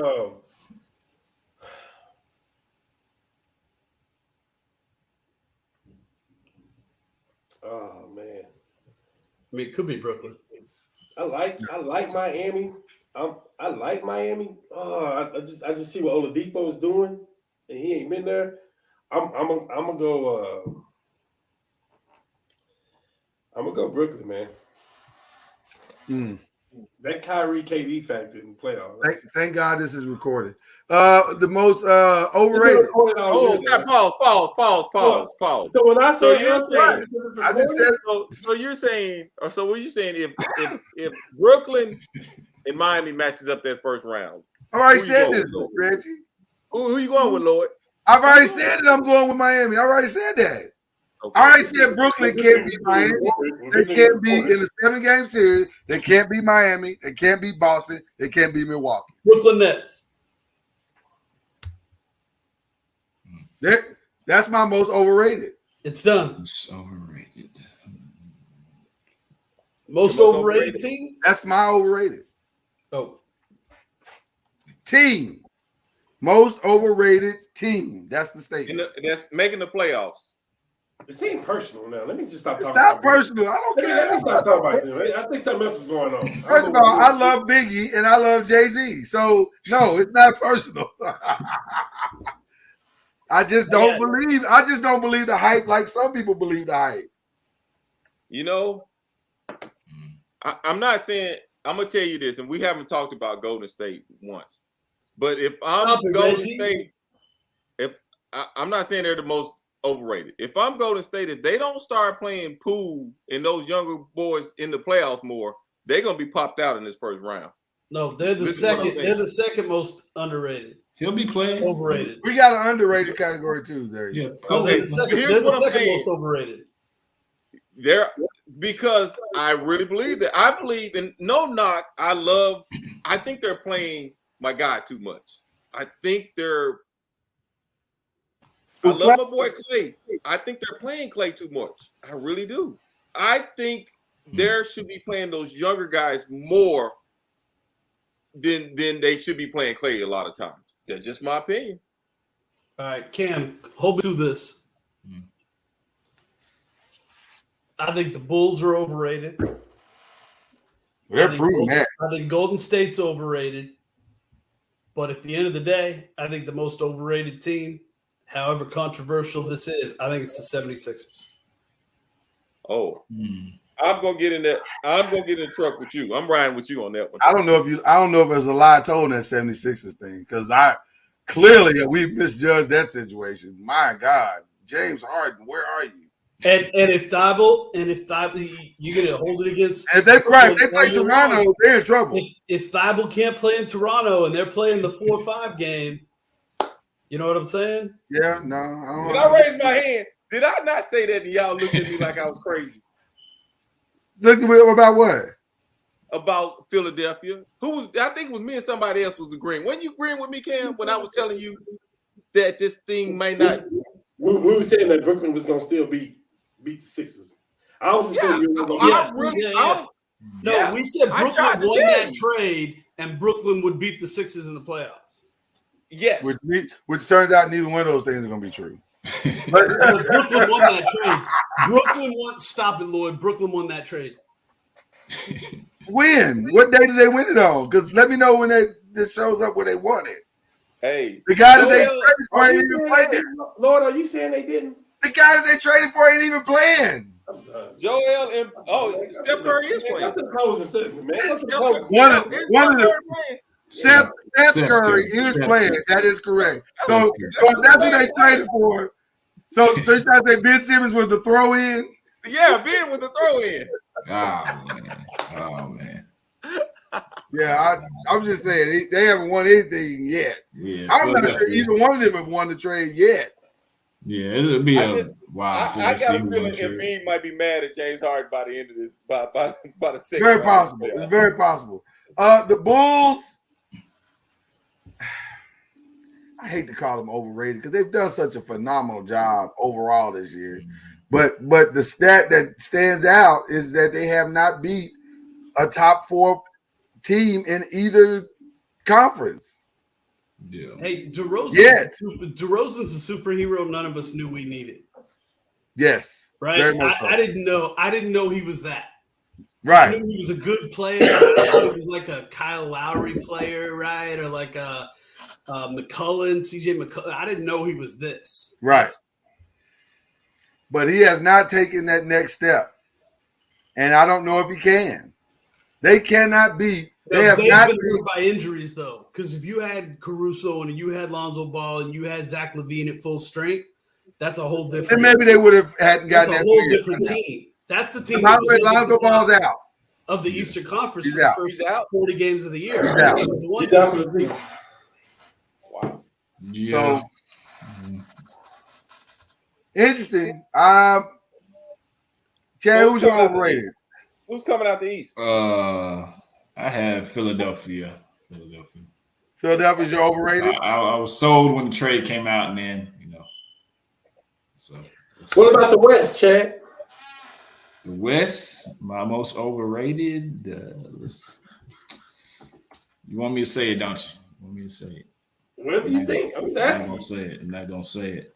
I think it's the Utah Jazz. Utah Jazz. You Golden State wasn't on your list? Nah, they on another list, but they're not on that list. They're not overrated. They'll be fine. We just messed up. What about underrated? What about underrated? I think we could be underrated. I think Golden State could be underrated, man. I think if we get a rejuvenated, healthy Steph back, and we got Clay playing like he is, and Jordan Poole. He was losing with Steph. And Jordan Poole. Hold up, time out. You saying Clay playing like Clay is not playing well? Like I said, we get Clay playing like he's playing. He's actually coming into form, so he'll be there during the playoffs. Wait. You've been losing. Since February. Y'all been losing with Steph and Clay. So what are you talking? What do you mean? One playoff time is a whole different ball game. That's not fair. The man's been out 2 years. Come on now. The man's been out 2 years. So if the Lakers did get in the play-in, it changes everything because playoffs. We're not talking about the Lakers. I don't get the Lakers. You won't tie the Lakers into everything. I ain't talking about the Lakers. Right? Hey, all you do is talk with your heart. We talking basketball. You talk with your heart too. What do you mean? He said underrated. What I'm saying were they not the top 2 seed the whole season? Chad, y'all been losing with Steph. Since the All-Star game, y'all been losing. We didn't go 82-0. Ain't nobody went 82-0. So okay, yeah, you're gonna lose some games. Oh no, we're talking about undefeated. No, we're talking about just basketball. You said they've been losing with Steph. They're not gonna go 82-0. So what's the record of the All-Star game with Steph? Let me say this. I don't necessarily look that up for me, please. Hold on, Cam. Hold on a second. Hold on a second. 7 in the last 10. Hold on a second, both of you, because what we're not gonna do is change the narrative on the whole situation. Because let's not act like Draymond has been there the whole time. Let's not act like Clay has been not coming back from injury. There's been a lot of mitigating circumstances to make Golden State not the team they've been. Now, come on. First of all, they were playing way better when Clay was not there. I'm trying to tell you. Because you have to, because he's not there. You have to play somebody. You have to play. I'm not saying don't play him. Listen, they were playing better when Clay was not there and Draymond was there. But when Draymond went out, that whole scenario changed. They haven't played all together yet. I'm saying they stopped playing those young guys when he came back. That's what I'm trying to tell y'all. I'm agreeing with everybody going forward. But because they have, but you're gonna need Clay at some point, Reggie. You got to work him back up to. Kuminga's going to be in the rotation. You got the whole summer to work him back up. We trying to win the championship. You got the whole summer to work him back up. We trying to win the championship. Kuminga's going to be. Yes, if you don't stop raising your damn hands, just say what you got to say, man. Goodness gracious. We ain't in middle school. Come on. Oh, is it my turn? Nope, it's not.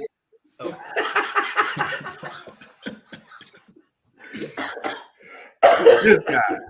That's what you gonna say. Come on. Woo! I would say there. Can you be a number 1 seed and be underrated? Yes, absolutely. Miami might be underrated right now. Absolutely. I don't know if they're getting enough credit. I still think the Nets would beat them.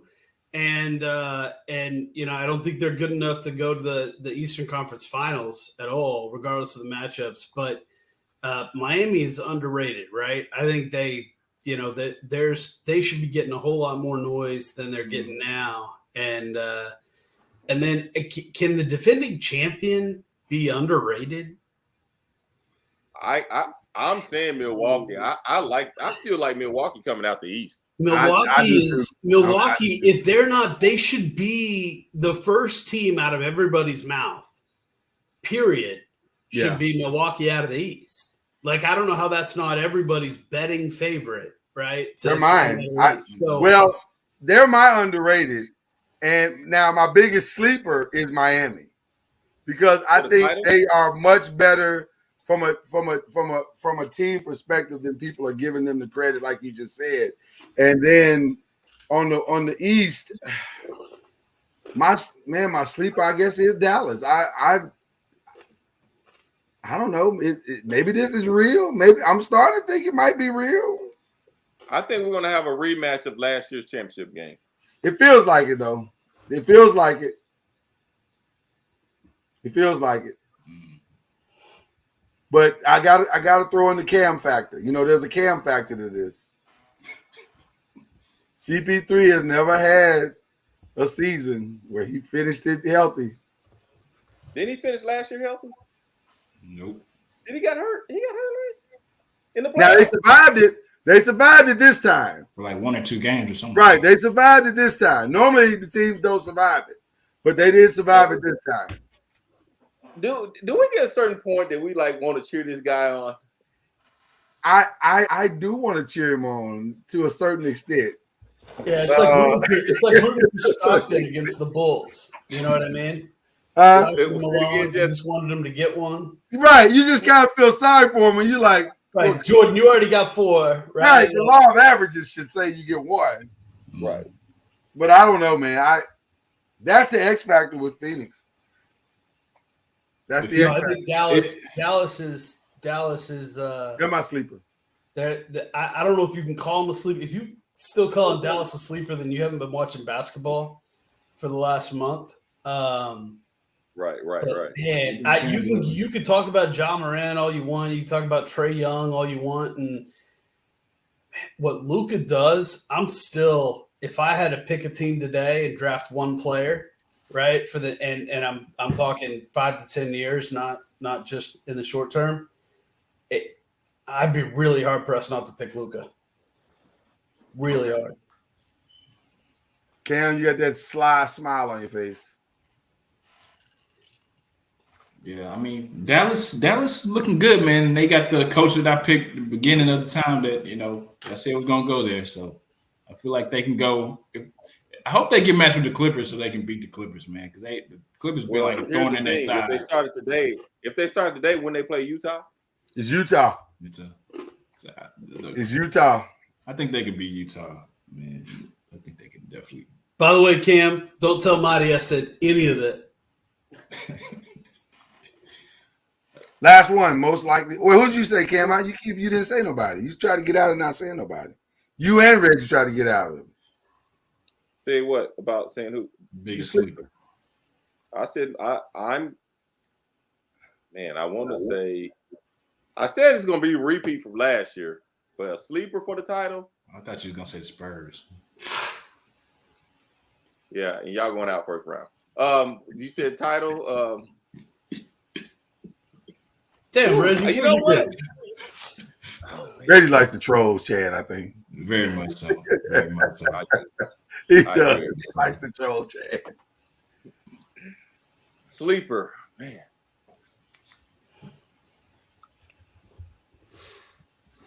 It can't be Reggie Love. If Brooklyn gets out the first round, that's my sleeper. If they get out the first round. Cam, is that your sleeper too? Are you in the car already? You Colts fans tend to stick together. I really don't mean that. You know that, right? I just had to think of something. Boston is my sleeper.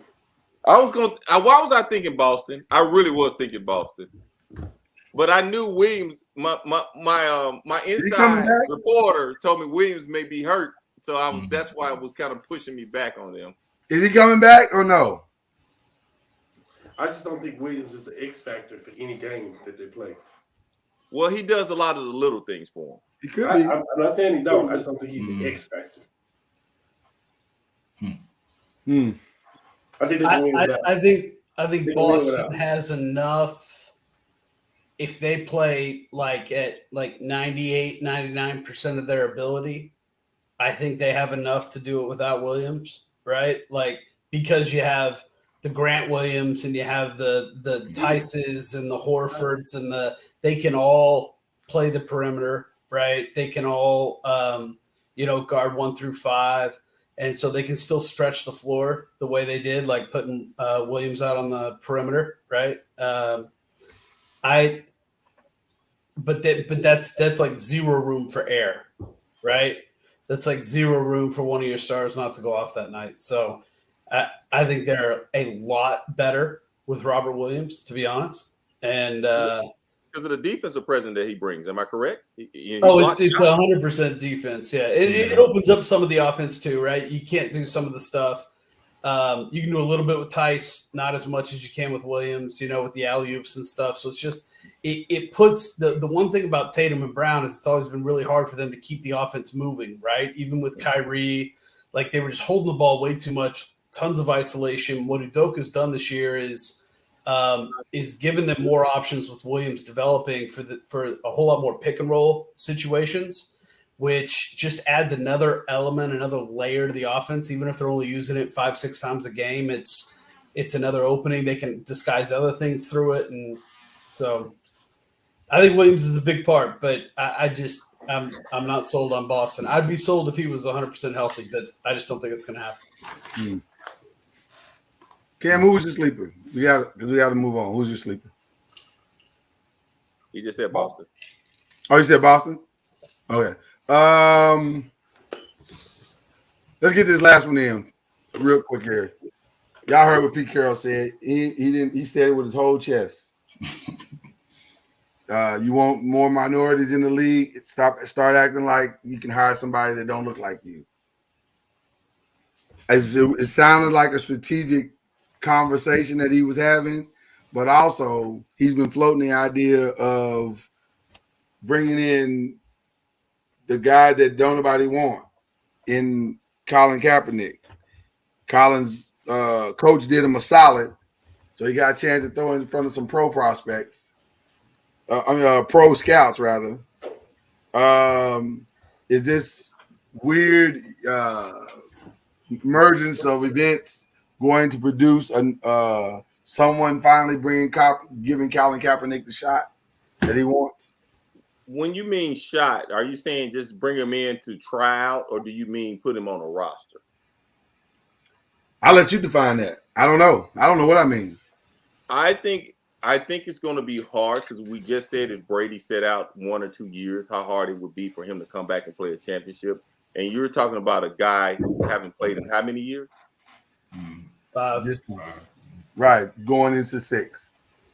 And you thinking about I'm like Brad. No, I just don't. Yeah, all about that part. Damn. I don't know about that part. Hold on, Raekwon. I'm gonna have to send Pete some stars. Take some off Raekwon. I just don't think.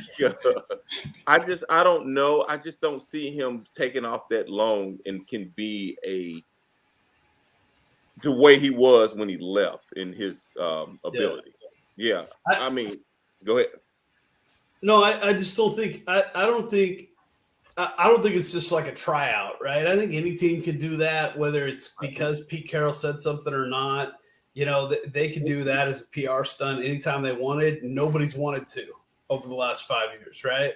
Like, not one team has said, let me commercialize, bring in, Colin Kaepernick tried to commercialize it for himself, right?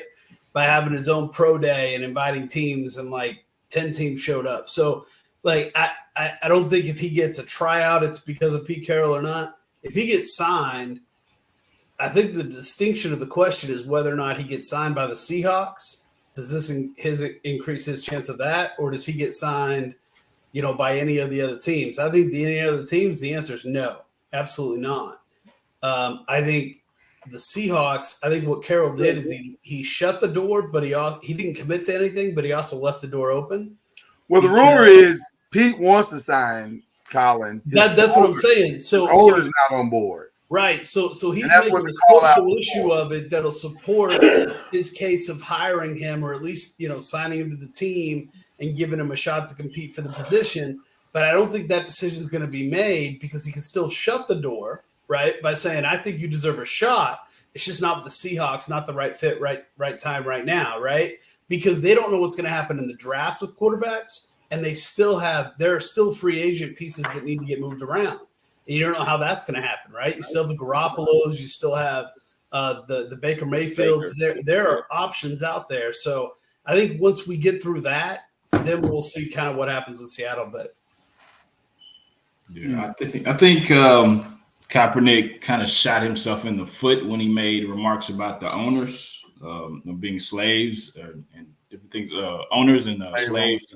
Yeah, so I think that kind of had a bad taste in everybody's mouth. So I don't think he's going to get a shot either way with the Seahawks or any other team because of that, because they definitely had that in the back of their minds, and he rubbed them the wrong way. And I feel like, Pete Carroll, yes, he called out what needed to be called out. He did him a solid, but I don't think it goes anywhere other than here. Can I ask y'all this question? Let's take all the other stuff about. I answer that for you right now. He sucks. That's all. Do y'all think he can play right now? That's what he sucked when he played. Harbaugh. You didn't like his pro day? But there's other people, there are other quarterbacks that suck that's in the We're not, well, hold up, time out. We're not talking about other quarterbacks. There you go, Chad. There you go with that stuff again. What, man? First of all, y'all say pro day. And I'm gonna jump on the car with Cam. It's just different. I can sit up there and look like Jordan. Look like a bird with them wide open, and I'm just sitting in the gym. But that's what pro day is, Reggie. That's what it is. It's you going out performing against nobody. That's what it is. The Liberty kid looked fantastic. He threw against no defense, but he looked fantastic. He looked good in the season too, though. There's no point where Kaepernick for me have ever really just looked good. That's just me. I think Harbaugh had him in positioning that was really covering up a bunch of stuff for him. Right. He played his best with Harbaugh. Can we all agree with that? He played his best with Harbaugh. Absolutely. He plays best with Harbaugh. So, and that was how many years ago? And now you're saying that you can jump back in the league. Do y'all think Tom Brady can jump back in the league without playing for 6 years and be that dude? I don't even think Andrew Luck could at this point. I don't know. Right. I wouldn't even take Andrew Luck right now. I wouldn't. Come on, Lord. Get it out. Get it out, Lord. I didn't say nothing. I didn't say nothing. I don't know. Honestly, I'm conflicted by Colin Kaepernick because I don't know how you tell somebody that they're a slave owner, but you still want a job. That's weird to me. Exactly. That's really weird to me. Because, I mean, I saw the documentary, which was a good documentary. It was fantastic. I thought it was great. I just don't know how you do that and then turn around and ask the same people you just said were slave owners and racists and this, that, and the other and say, but I still want you to hire me.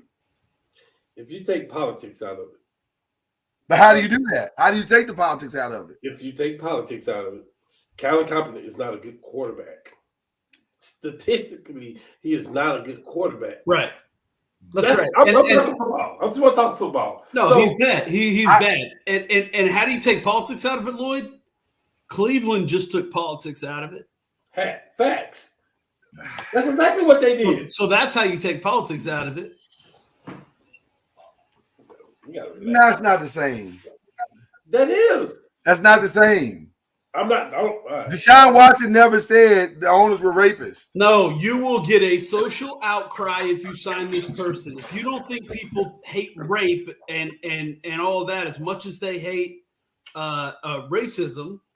They do hate rape when the guy is convicted of rape. This guy hasn't been convicted of rape. 3 different times they brought him before a grand jury just to bring the court to case, and they couldn't do it. Listen, I'm not saying he's innocent. I'm saying there's no evidence saying that he is. And so technically, he's not a rapist. He's just a guy with bad moral judgment. And moral judgment is not going to keep you off a football team. I'm looking at you, Josh Gordon. I'm looking at you, Randy Gregory. You know what I'm saying? We go down the list. Moral judgment is not a reason. I'm looking at you, Michael Vick. Hey, you keep naming players that are good. Colin Kaepernick is not good.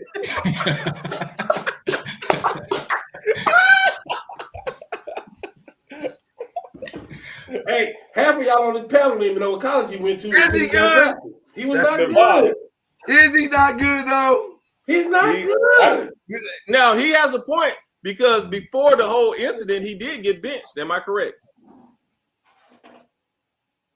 Yeah. He got benched was that the same year he got benched before or after? Yeah, he got benched before. Yeah. He got benched before. Okay. Well, yeah, so that made the stance a little easier to make.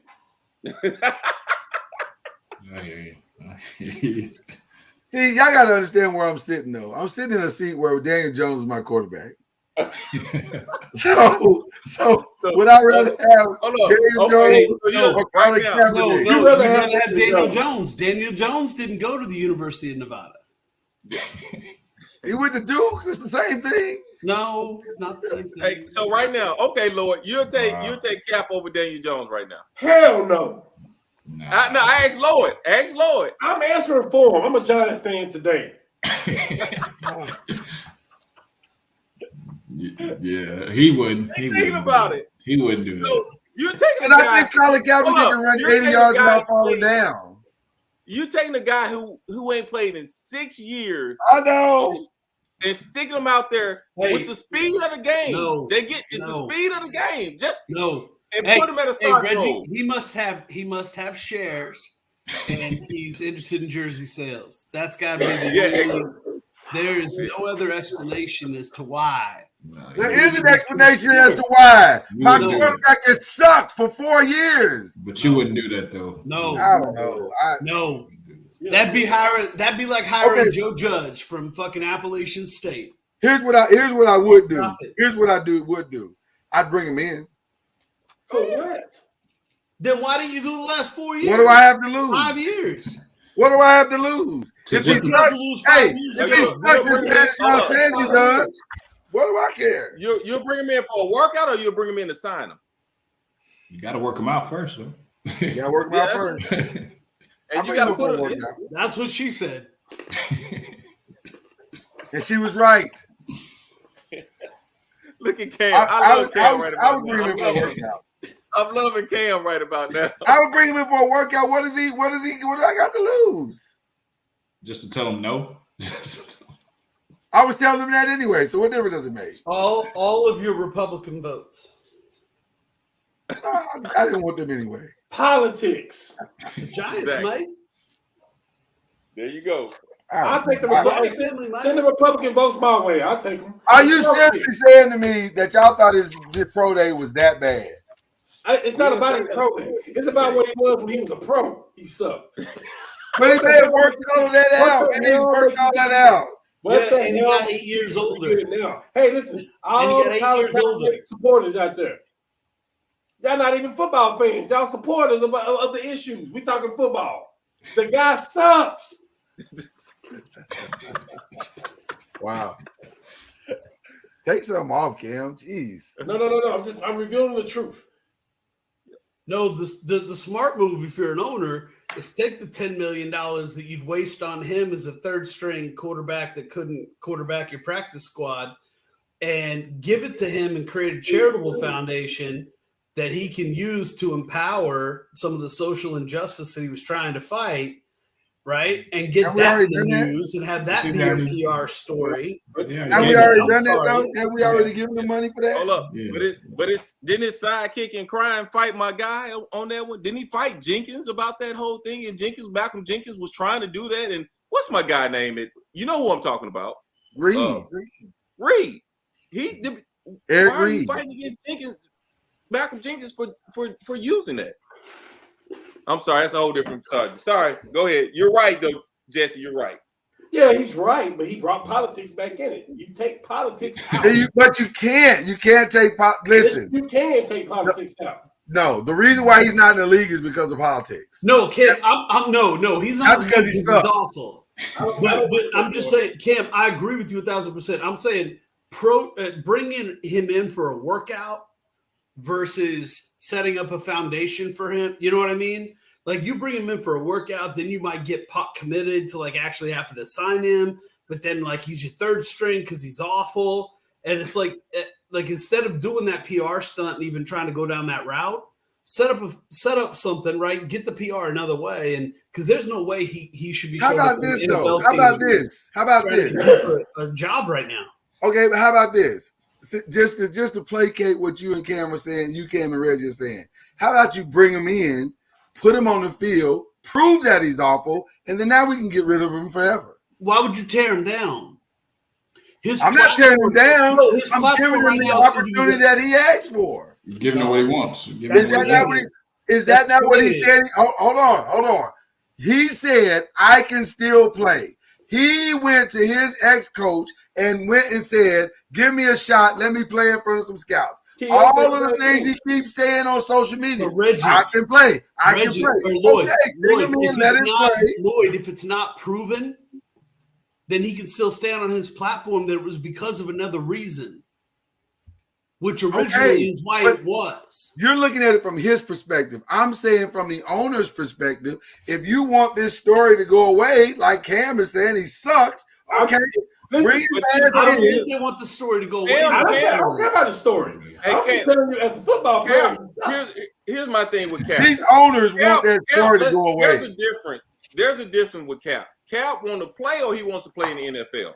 Because if he wanted to play, he would have went to another league long. He can go USFL right now. He can go right over there with Johnny Manziel. Yeah, he would have went over there right now. But he wants to play in the NFL. Agree. So let's clear that out.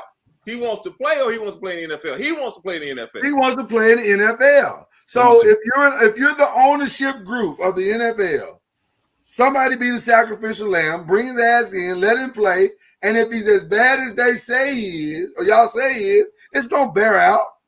I'm an owner. I'm not doing no shit like that. I'm the owner. All right, listen. Let's leave this on a positive note. Shout outs. Give us a break. I wasn't finished. Can I say something else about that subject? We weren't finished? I guess you were. I wouldn't. Oh, well, come on in. You're so sensitive tonight, Cam. I think it's your medicine. I'm giving you the facts. Colin Kaepernick got benched before all this stuff started happening. Okay. Off a team that went to the Super Bowl. Let me say that again.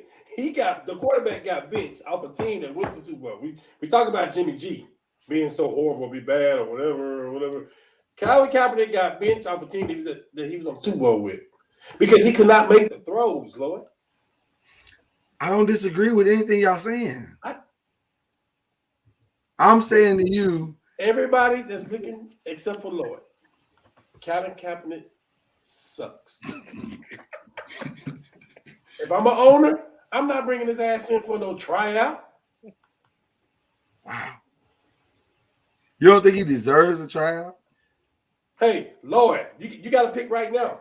All your quarterbacks are gone. They all broke legs. And you got a game to go to the playoffs. Are you picking Colin Kaepernick or are you picking Phillip Rivers? Cam Newton. Oh, Phillip Rivers. Or Cam Newton. Cam Newton. Okay. Colin Kaepernick sucks. Not because he sucks, because the other two are better than him right now. Because he sucks. Keep going down the list. I might say Colin Kaepernick, though. Nah. All right. You saw how I paused on the Daniel Jones Colin Kaepernick question. That's because you just don't like Daniel. I don't. I really don't. But I'm just saying. Listen, listen. Like I say, that's a tough one. I'm just saying, if I'm the owner, I don't care what's going on. Are you really just prolonging this conversation so that when you give the shout out we want you to give, it's going to be just that much better? No. I'm ready for you to give the shout out. Wait a minute. What was the topic that Colin Kaepernick came up with? What? What was the topic that we brought up Colin Kaepernick? What was the topic? That Pete wanted that set the stage for him to come back. We probably shouldn't even talk about that then. Okay, I got you. No, listen. I think Pete is trying to bring him in. I really do think Pete is trying to find a way to bring him in. Now, I don't know if it's going to happen. I don't know if he can ever get his owner on board, but I think Pete is trying to find a path for him to come in. Now, the reason why I'm okay with it is because I want to put the conversation to rest. Either he can play or he can't. And if he can't, then okay. Now we know he can't. Let's move on. I want to know who Jesse's on the phone with. Pete Carroll. Johnny Manziel or Cap. Oh, God. It's easy for me. I say Cap. It might be a black quarterback in Seattle, but it won't be Colin Kaepernick. It's probably going to be Willis. He's trying to get fired, keep all his contract money. That could be true, too. Lloyd, can you tap in and see on that call to see who Jesse's talking to? I can't. He muted. I think it might be Pete Carroll. It might be. You trying to get some inside track? Can we get to the shout out that we want to give, please, sir? You have a significant shout out to give tonight. Can we get to that, please? I really want to give it. I'm willing to give you the single screen and everything. Here go my only shout out for tonight. You need a drum roll or something, or what you need? Okay. Jay Novacek in the Whataburger Cup. Jay Novacek is hitting different tonight. No, I'm just spitting them facts tonight. Shout out to the nephew. Woo! Had a great pro day. I think he got to go do a personal workout with the Panthers Monday. They got the inside track, man. I'm telling you. He got some other schools already lined up. I mean, some other NFL teams already lined up. As long as he don't go to the Cowboys, we in the same boat. He's still an Alexander. As long as he don't go to the Cowboys, it's some. I'm telling you. I told you what I think, and I'm gonna tell you what I believe it might be Kansas City or Baltimore. It could be Buffalo. You got some inside scoop over there. You know, it could definitely be Chicago at this point. So I don't know, but I know he's excited.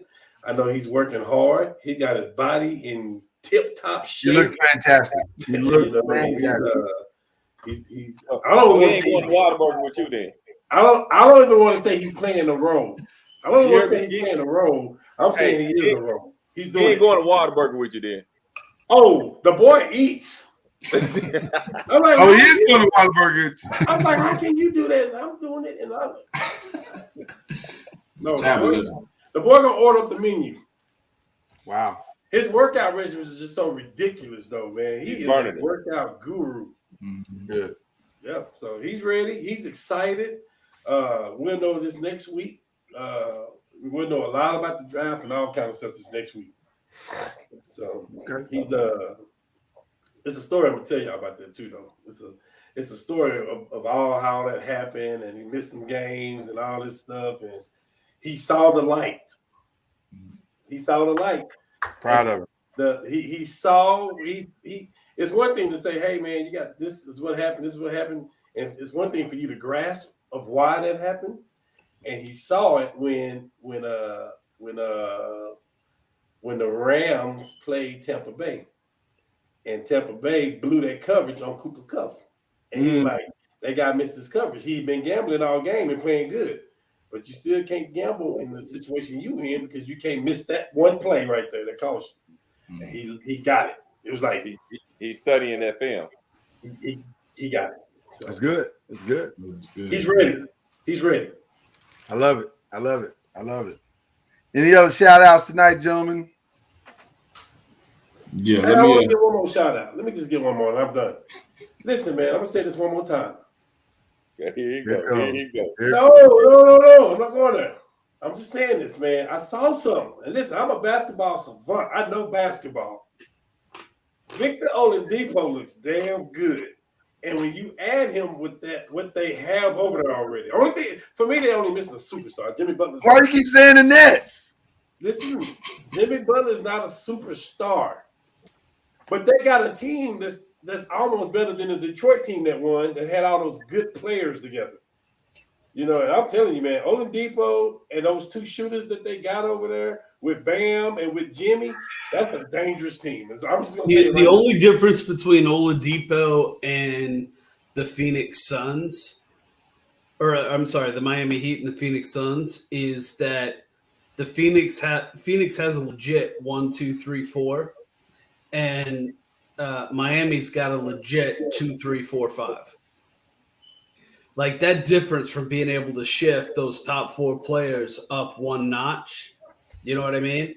But that number 1 player, right, that Devin Booker-like player is not on Miami. And I think that's what's going to be their downfall.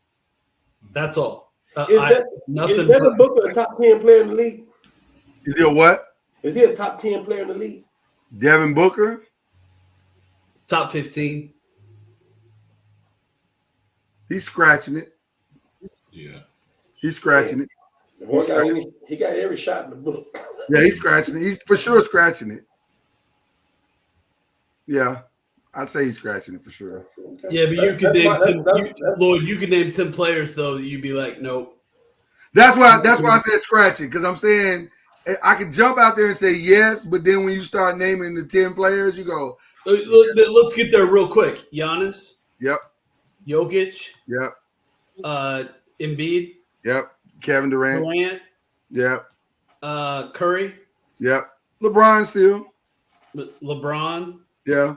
Ja. Kyrie. Yep. Luka. Yeah. Trey. Yeah. No. You wouldn't do Trey? No. Okay. I would do Trey, but Trey ain't nothing that he can't do. So no. Cat.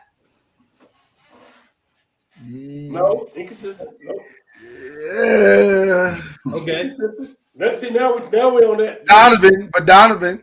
But we're at 12. So Donovan. Yeah, I'd say Donovan. Jamal. Why Donovan?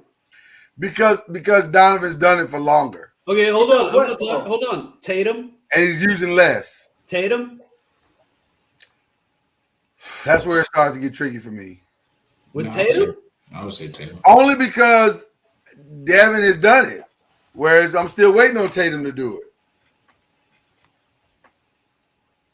He's got to get a team to the final. Okay, Tatum's better than Booker. In your opinion. Go ahead and do that. But you didn't ask yourself, you asked me. Jaylen Brown? No. Okay. No. All right. So I wouldn't put Tatum or Brown over Booker. All right, we take Tatum out. You're at 14, right? And I still think we're missing a couple of players, right? That's what I'm saying. We haven't talked about Damian Lillard, right? We haven't talked about Zion. We haven't. Zion doesn't get to be in this conversation. What? Zion doesn't get to be in this conversation. There are still players we haven't named. I agree. And he's at 14. I agree with that. So, maybe he's a top 20 player. But this year, he should be in the MVP conversation. Somebody from that team needs to be in the MVP conversation. You can't be the best team by 7 games in one conference and 14 games in another, and somebody on that team not be in the MVP conversation. How many people? If I'm reading this correct, Booker's averaging 26. He's averaging 26, sir. Yeah, you are reading that correct. He's in the conversation. You are reading that correct, sir. You can't. Yeah, I hear what you're saying. I mean, if he's 6th or 7th in the MVP conversation, okay. No, that's what I'm saying. He's probably 6 or 7. Yeah, that's about where Tatum is. Yeah, I was saying that's a long conversation at that point, right? Like, once you get past top 2, 3, 4, like, what's the conversation? Now it gets tight. I'd like to see him get recognized at least. I'll just say this is the first and last time I'll be wearing North Carolina blue. Did you lose a bet? No, I didn't lose a bet, but I know how much my brother loves his Tar Heels, and the next conversation I have with him is going to be I want to know who his top 5 Tar Heels of all time are. Like from a North Carolina perspective, right? Okay. Who are the top 5 players that were the most important to the North Carolina? I'd love to hear that conversation. I love to hear you say that. That's what I want to know. So not my starting 5, just who the most. No, like if Tyler Hansborough isn't in your top 5, then you're not a North Carolina fan kind of conversation. You know what I mean? Like if you put Jordan over Worthy, we're going to have a problem talking about who was more important to the North Carolina program. Well, we already got a problem then. Okay.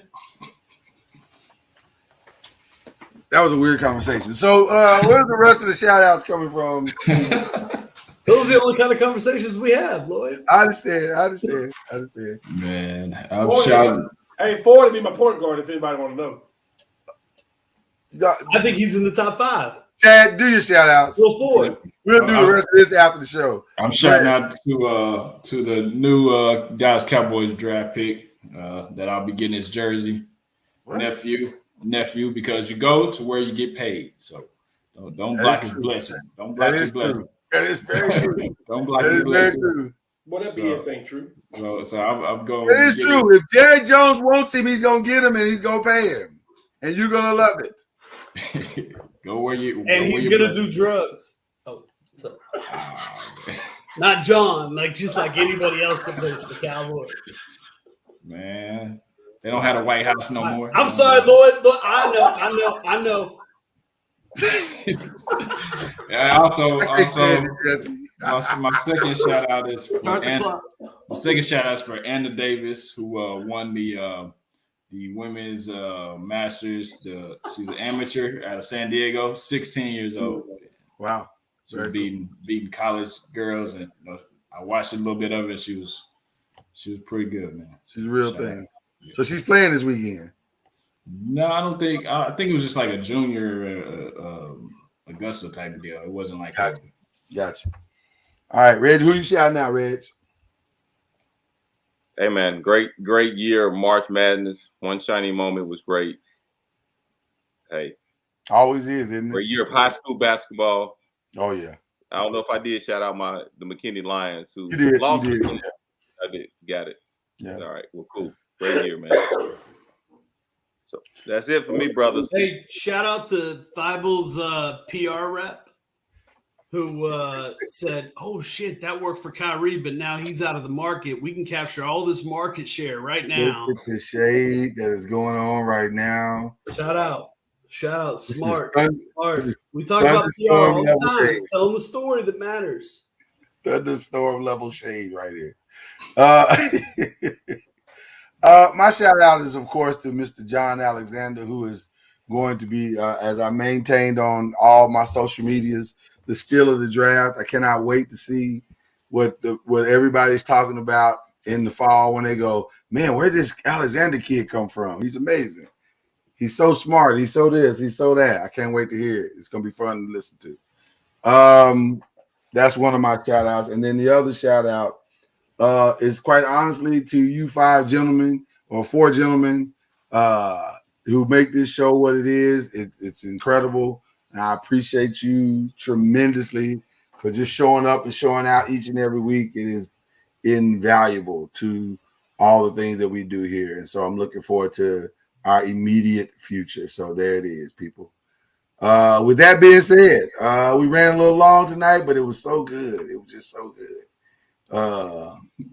Plus, they want to argue with me about the Brooklyn Nets, and I'm right. But whatever. With that being said, y'all, we out this piece. We'll be back to do it all over again next week. And also, y'all know we got a new schedule next week. So Monday, Tuesday, Thursday, Friday, all talking noise now in the evenings. But the 5 will remain the same. We will be here on Wednesdays doing what we do. Until then, we'll see you next week.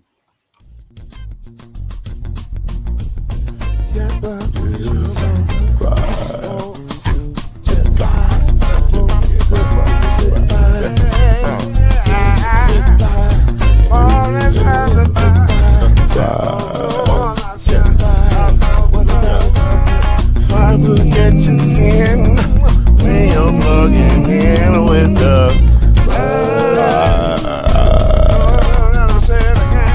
there's no mystery. Let's make history with the 5. Oh, the strongest. 2 and 3. Add 1 more plus me and you the 5.